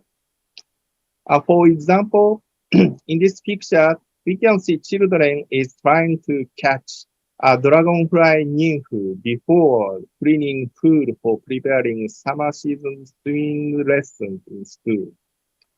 This kind of topic type educational action is easy to be conducted currently in Japan as environmental education. Although in Japan there is no specific subject for environmental education, life environment studies, a subject in the first and second grades of elementary school, is being implemented, and the period for integrated studies, which is offered from the third grade of elementary school onward, are also conducted in all the Japanese schools. These two schemes are considered to have the potential to provide environmental education inside Japanese formal education. Then I'd like to touch on impact of the COVID-19 for education in these couple of years. The COVID-19 have changed the ordinary way of educational styles. For example, some new styles have suddenly been introduced in school education, such as on-demand education or online education. It is a fundamental change of the conventional ways of education in school. I don't have any information now regarding on-demand education and online education in Korea and China. However, I guess this situational change experienced in Japan must be common in other countries. The lesson learned from the COVID-19 response is that following ideas have become old-fashioned one. And one is education cannot be exist without teachers. That is, on-demand education, teachers are not existing in front of students at the same time using the computer. And next is education is not possible without teaching. This idea also become old one. In the on-demand study, learners are studying by themselves only, and there is not exist at real time. The teacher is not real time learning is more important rather than teaching. And thirdly, evaluation is necessary for all educational activities. That is also the old-fashioned one. This might cause discussion, but in the new educational circumstance, educational activities had to be carried out, notwithstanding that in the lacking of the system to evaluate the educational activities. This is a destiny for all new education have just started. And I remembering budding stage of environmental education in Japan. Looking back on our experience in the educational field with the COVID-19 response, it is to some extent similar to the effort made in the past when environmental education had to be developed and started. Environmental education in Japan has undertaken and initiated in the absence of teachers and specific subjects, because environmental education in Japan also was established as some counter education, such as kogai education or nature conservation education.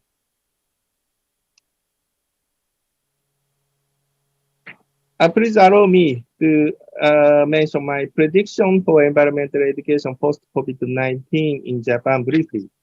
That is following 3 points.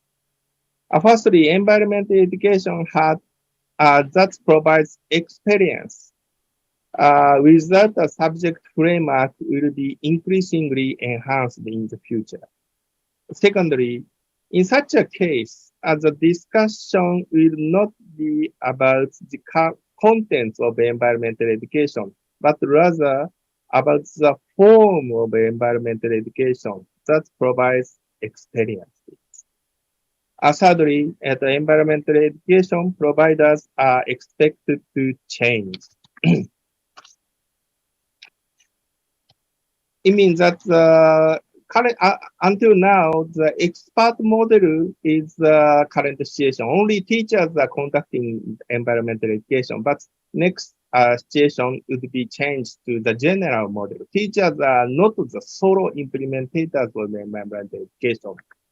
We need to looking for the very carefully of this situational changes. Time is coming. That is my old presentation. Thank you for your kind attention. Thank you very much. Thank you very much, Professor Masahiro Takahashi. It's very interesting. You emphasize that the big change from expert model to general model. Yeah. We are facing now big challenge by those COVID-19. Yeah. Thank you very much. And now I move on to Professor Chang-Guk Kim, Professor of Korea National University of Education. His presentation will be Environmental Education in Korea. Subtitle is A Thought on Environmental Education Approach in COVID-19 Era. Professor Kim, please. 네, 소개받았던 한국교원대학. Yes, thank you very much. As introduced, I am Kim Chang-guk from Korea National University of Education. Distinguished professors, Dr. Yu and Dr. Takahashi, thank you very much for sharing your experience in China and Japan. I did meet with our respective professors 10 years back via the TCS platform.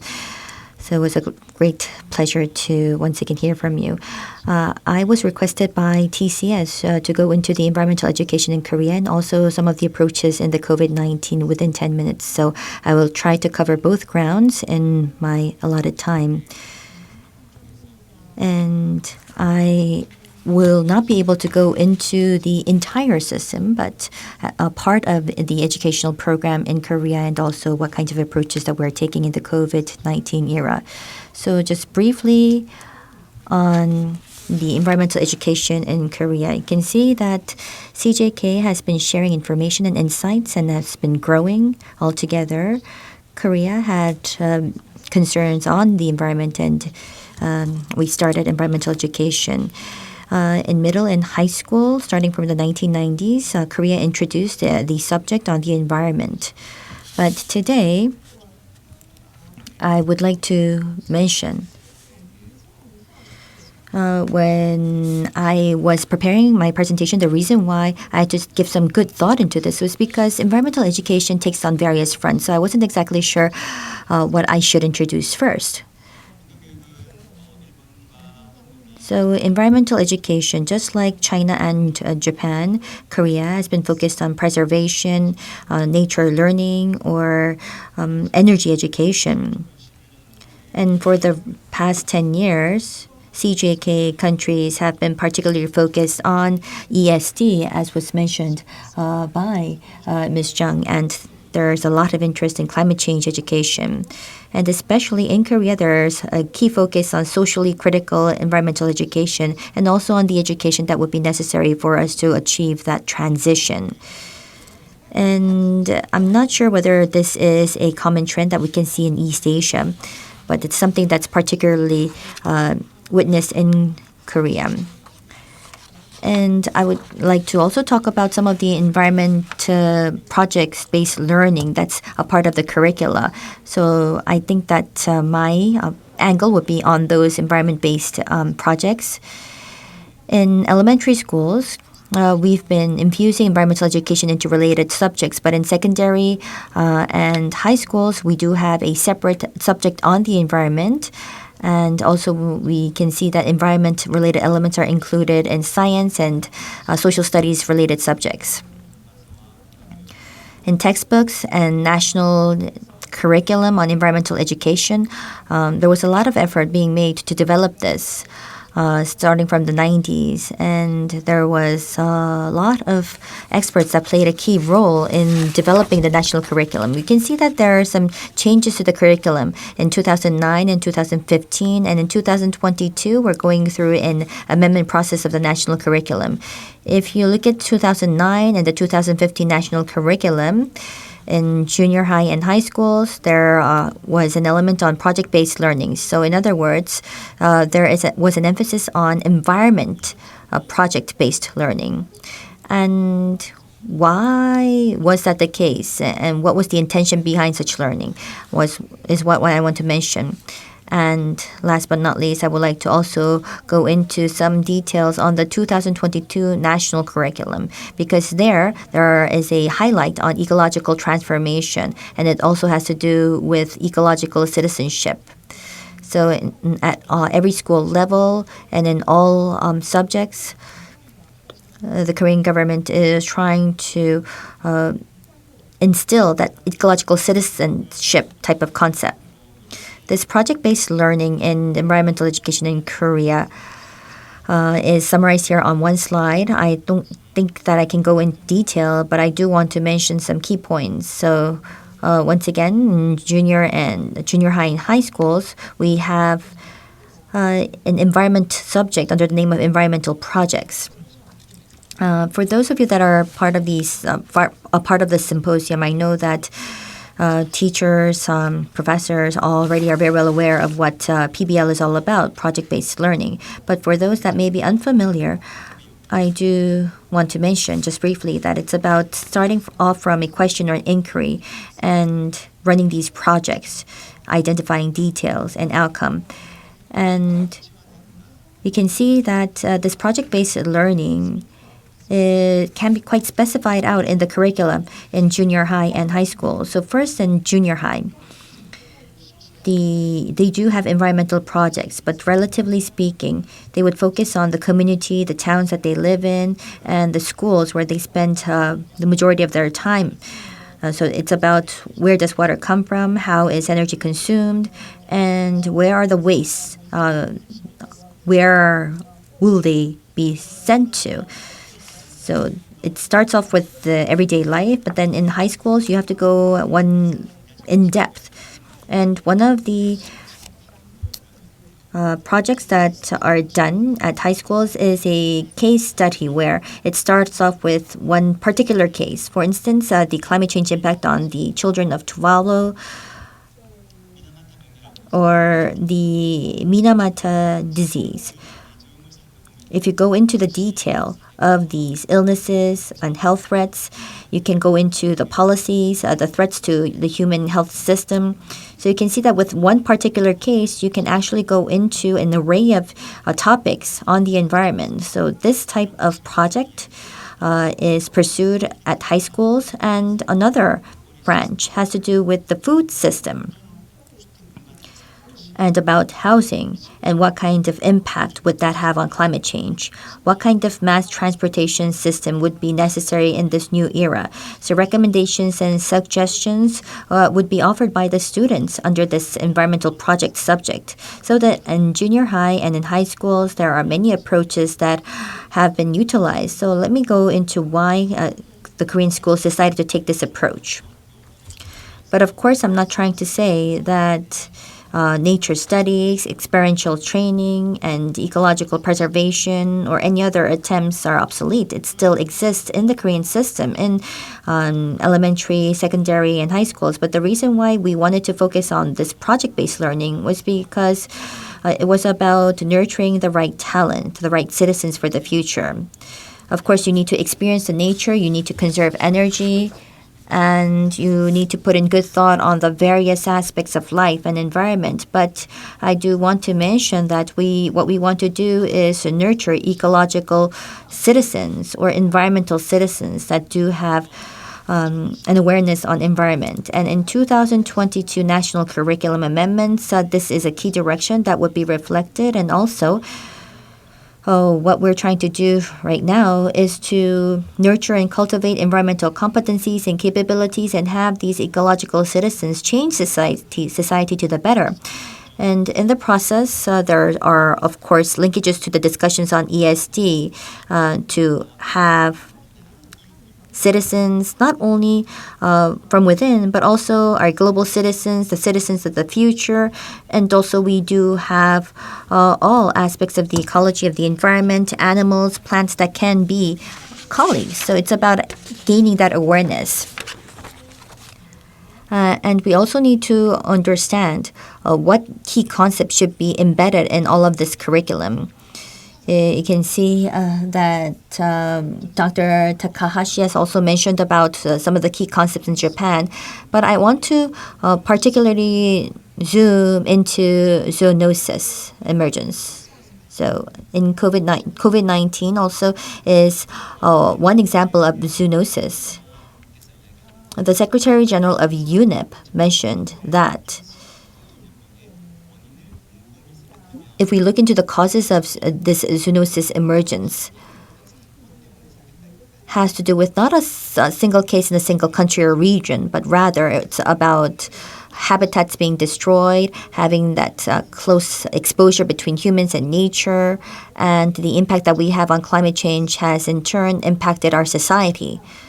So then, in environmental education, how shall we reflect that in the education curriculum? How shall we translate or interpret these situations and circumstances?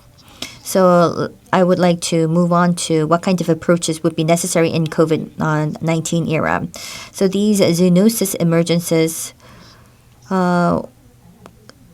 are now emphasized right now, but this was not the first in human history. We had the Zika virus, the Ebola virus, and HIV. So you can see that way back we had these instances, and we had SARS of 2002, MERS of 2012, and COVID-19 of 2019. You can see that they all come from the same strand of virus. And you can see that there's a repetition here, and we need to make sure to reflect upon these instances in environmental education. And environmental education needs to go down to the roots as to why we're seeing these emergencies. So it's about coexistence between human and wildlife. And we also need to understand that human-wildlife ecosystem and health is all combined, all intertwined. And we also need to understand how we damage the habitats and how that has impacted climate change and our societies. And we need to take that angle and approach in environmental education. So what kind of changes have been seen in during COVID-19? We've been seeing the introduction of online tools and the opportunities of the virtual platform. But if you look at Korea, you can see that we've been seeing normalization of schools, and we've been seeing more in-person classes these days. So then, as we've been seeing the changes in pedagogy and curriculum, we also need to think about what we need to teach. And to really go into that, we need to understand whether our current lifestyles are sustainable in CJK. Should we need a change in human-wildlife relationship? And what do we need to change when considering the human impacts on climate change? So in the 2022 revised national curriculum of Korea, it should be about cultivating ecological environmental citizens. And it's about global citizens, our neighbors, our future generation, and also non-human beings on how we can coexist. And I believe that with regard to COVID-19, these are some of the areas that we really need to look into in our environmental education. Thank you. He newly introduced the new concept, ecological citizenship and ecological transformation education. Thank you very much. And now I'll move on. Madame Ethel Agnes Valenzuela, Director of UNESCO, CEEC, Southeast Asian Ministers of Education Organization. May I, Madame Ethel Agnes Valenzuela? Distinguished speakers, esteemed guests, ladies and gentlemen, a very good morning from Bangkok, Thailand. It is my great honor as a representative of the CEEC family to present at this event. Today, I will share with you my thoughts on education for sustainable development in Southeast Asia and ongoing programs supporting the causes. The current population of Southeast Asia is over 680 million, and based on the latest United Nations estimates. And among this, the education of 140 million Southeast Asian learners have been disrupted due to the school closure since the start of the COVID-19 pandemic in early 2020. Most countries across the region reopened schools in the course of late last year, but learning was severely affected. On average, children miss almost every second day of schooling. UNESCO estimates that at least 2.7 million children across East Asia and the Pacific region will not return to school once the schools reopen. And this is on top of 35 million children in East Asia and the Pacific, including Southeast Asian region, who had already dropped out of the education system. When children do not go to school, they are at risk of experiencing violence, abuse, and exploitation. Girls are reported to face more challenges and additional risk of teen pregnancy and early marriages. In this connection, with our vision to lead the region in better understanding cooperation in education, science, and culture, we want to have better quality of life of peoples in Southeast Asia. We would like to support programs that will develop our human capital in the region and to address collectively the challenges in education, especially inequalities and access to education, which have been magnified during the time of pandemic. Southeast Asian countries place a comparable emphasis on human resource development as a critical component of developing the entire nation toward knowledge-based economy and globalized environment. Education is a fundamental right. It is regarded as a key instrument for human capital development to sustain economic growth. Meanwhile, throughout the world, individuals still face the inclusion-exclusion dilemma across physical, social, psychological, and systemic aspects, despite encouraging achievement in school enrollment and education. Wealth, language of instruction, disability, and gender ethnic disparities, migration, gender and sexual identity, and other factors continue to be significant barriers to accessing and fully participating in education globally, including Southeast Asia. In addition, the pandemic has exacerbated the difficulties experienced by students who are already in difficult situation even before the pandemic. Therefore, we should move and push for transformative education towards sustainable growth that should place an increasing emphasis on the importance of diversity, inclusion, and equity in education. Promoting quality and equity in education under ESD, Education for Sustainable Development, will be the common policy for countries in the region, regardless of the different stages of development. Before further discussing that work, CIMEO has already developed its Strategic Plan 2021 to 2030 and the CIMEO Integrated Operations Plan for 2021 to 2025. In the plan, in the roadmap of CIMEO, in the next 10 years, the focus of our goals, strategic themes, and operational objectives will be increasing access to quality education for everyone in priority areas of education and science and culture. In alignment with our strategic plan, we would also like to highlight the importance of effective environmental education and education for sustainable development. Capitalize in the CIMEO Education Agenda Priority Area number 7, adapting 21st century curriculum, adapting 21st century skills. In that, in our priority area for education, but in science, we support circular economy and we also support literacy and appreciation of the modern world, coming together in these core areas as we commit to the next 10 years of CIMEO. The prioritization of the three areas in education, science, and culture will bring us closer to our goal, promoting sustainable Southeast Asia.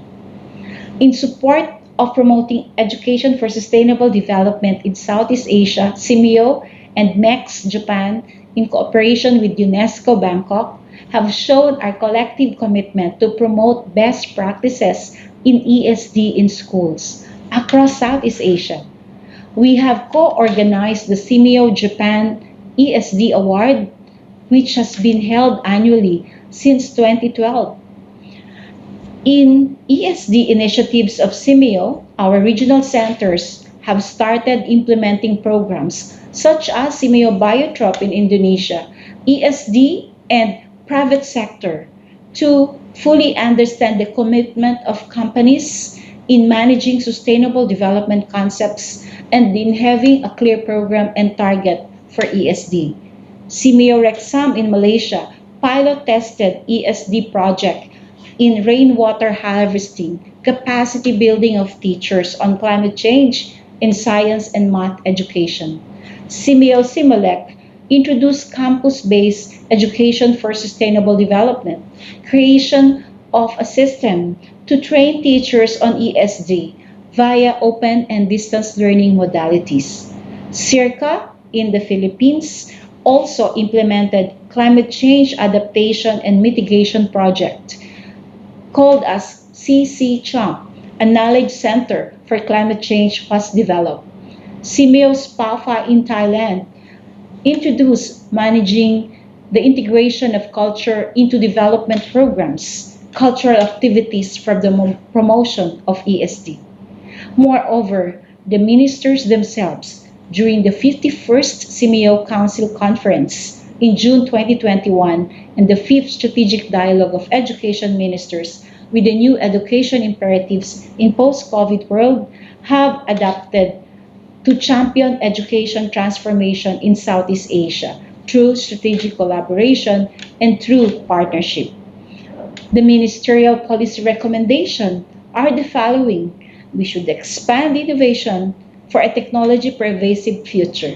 We should deepen resilience in education system, fostering an environment that is free from disruption and creating ecosystem that promotes the most vulnerable members of the Southeast Asian region, supporting capacity building for teachers and education personnel, and working with CEMIO units and centers to promote spirit of lifelong learning, and finally creating a policy environment that enhances collaboration and partnership.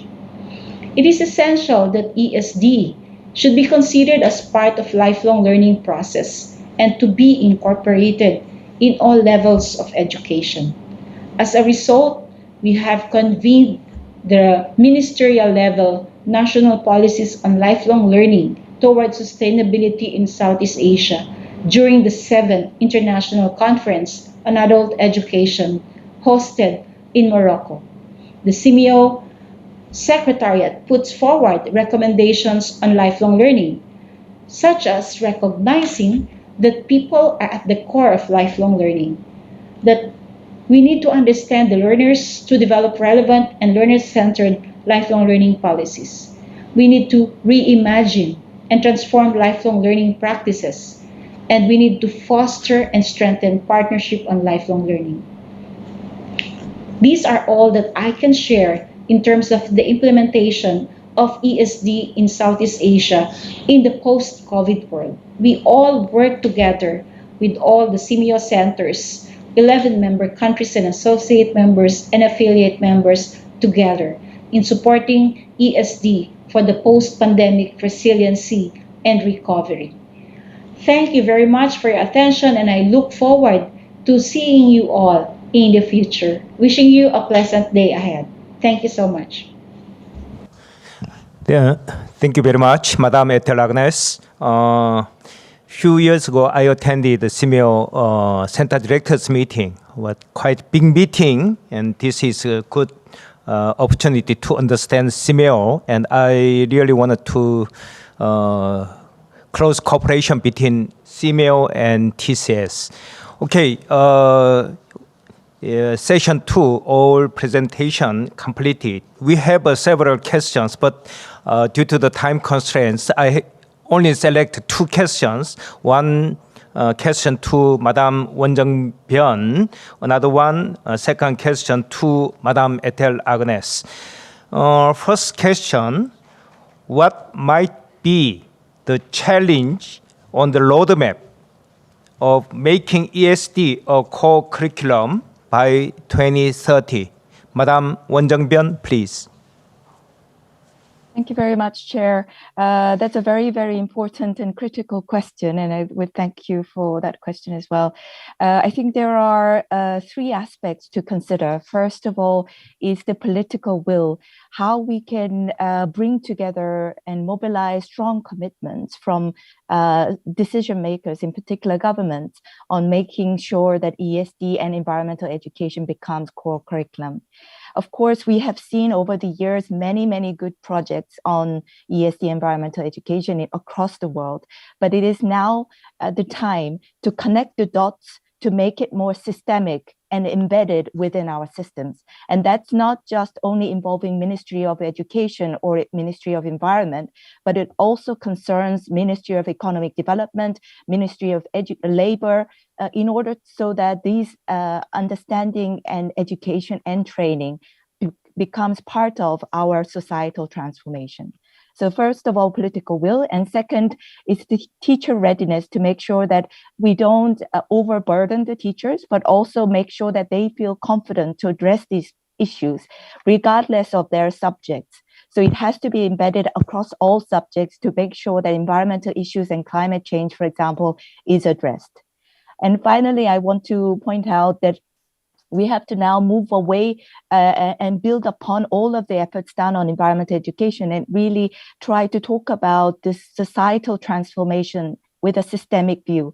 I second what Dr. Kim had just mentioned in his presentation about ecological citizenship.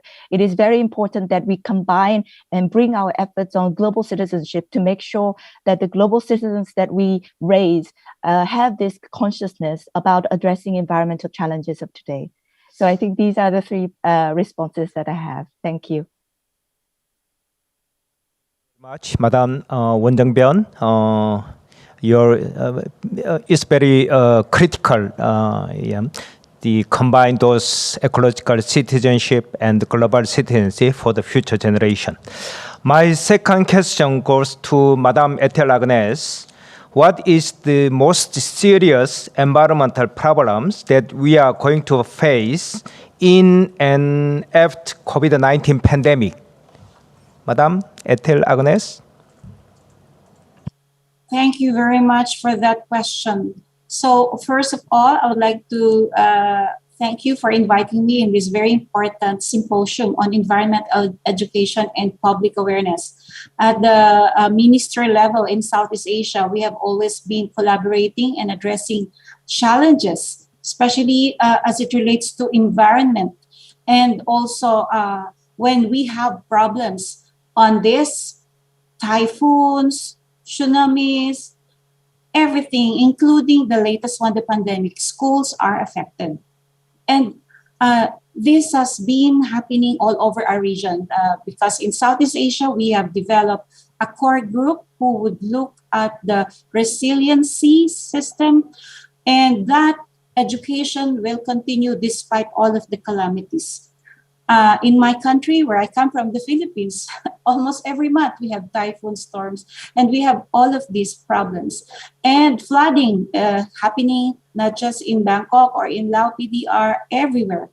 But the response is important. The response is that whatever the situation is, whatever the calamities are, education should continue. And that is what we are preparing for in Southeast Asia. So we have developed toolkits for emergencies. We have disability inclusive teaching in emergencies for teachers of children with disabilities. They are available online, what they should do in this situation.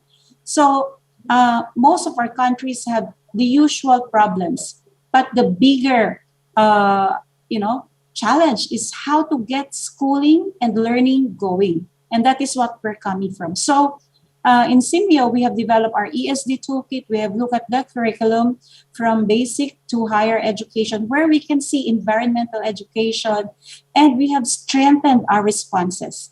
And in that way, whatever the calamities are, including this COVID pandemic, we are resilient and we are ready, and that the children are learning. But we also should take note that in our region in Southeast Asia, not every school is connected. So they cannot do Zoom like this, they cannot be online. It's a hybrid and blended mode. Thus, we need to prepare both for those that can access technology and for those who cannot access technology by modular instruction. The response of the ministers and the response of the ministries of education, this is very important. So environmental education plus future-proofing education, regardless of calamities, whatever types, we are ready to continue learning. Thank you very much, Dr. Utapcho, and I'm very happy to see you again. Okay, thank you, Madam Ethel Agnes. Yeah. Before closing second session, I would like to emphasize the importance of these kinds of meeting among China, Japan, and Korea, and including the Southeast Asia by TCS. This is a very important platform for dialogue among those countries. So I hope these kinds of seminar, symposium, meeting will be continuously organized by TCS. I very much appreciate the efforts by TCS, and also the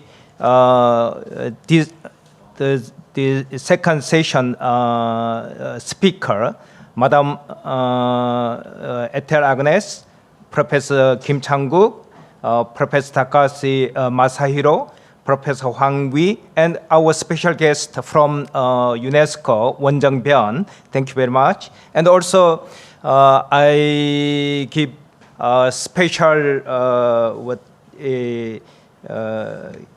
appreciation to all participants in this symposium meeting. Thank you very much. Bye. A very big thank you to the moderator and speakers for your insights. This concludes session 2, but before moving on to the closing, we would like to take a group photo. So all speakers online and offline, please look into the camera. 1, 2, 3, and big smile. Thank you very much. Now, I would like to invite TCS Deputy Secretary General, Mr. Pek Pomum, for closing remarks. Thank you so much. Honorable ladies and gentlemen, first of all, I would like to thank all of moderate speakers and participants today for joining our symposium. I have thoroughly enjoyed the presentations and the lively exchange of expertise among the best experts in our region and beyond. Your presence has had a great impact on the success of this event.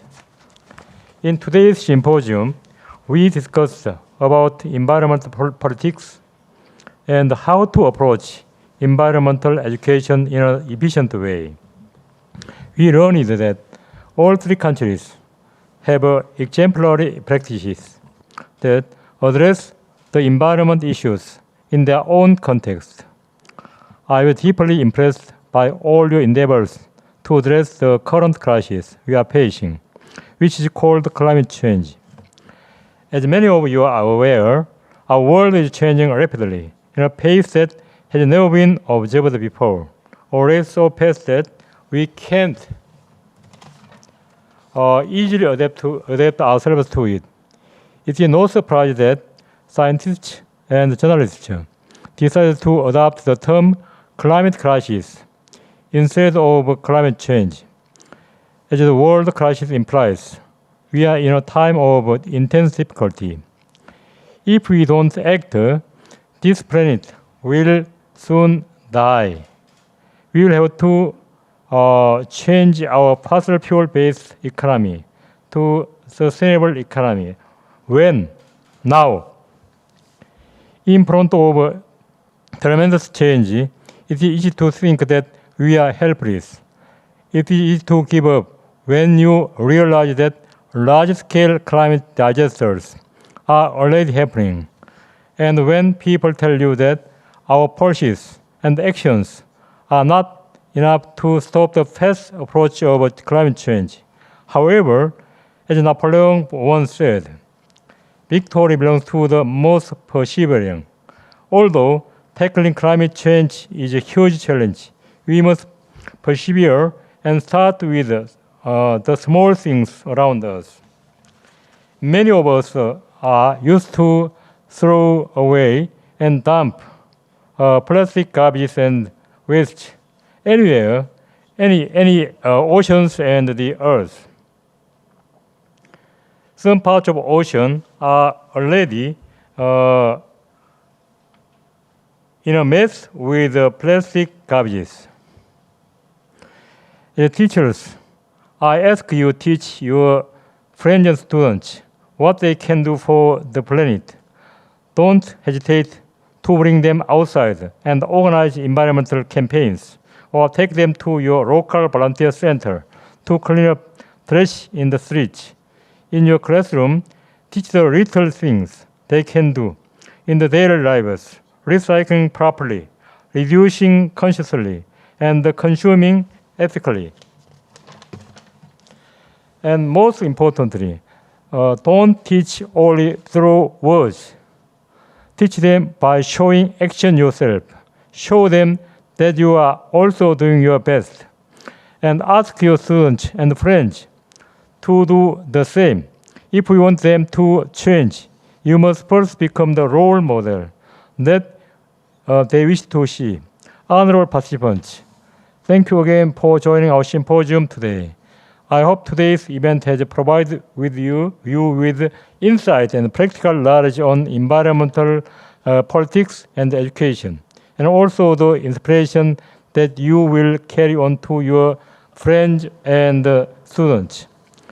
TCS will continue to support your endeavors in this journey by engaging citizens of China, Japan, and Korea in future programs. Thank you so much. Thank you very much, Deputy Secretary General. Ladies and gentlemen, this concludes today's symposium. Thank you very much for joining us, and we look forward to welcoming you in our next events.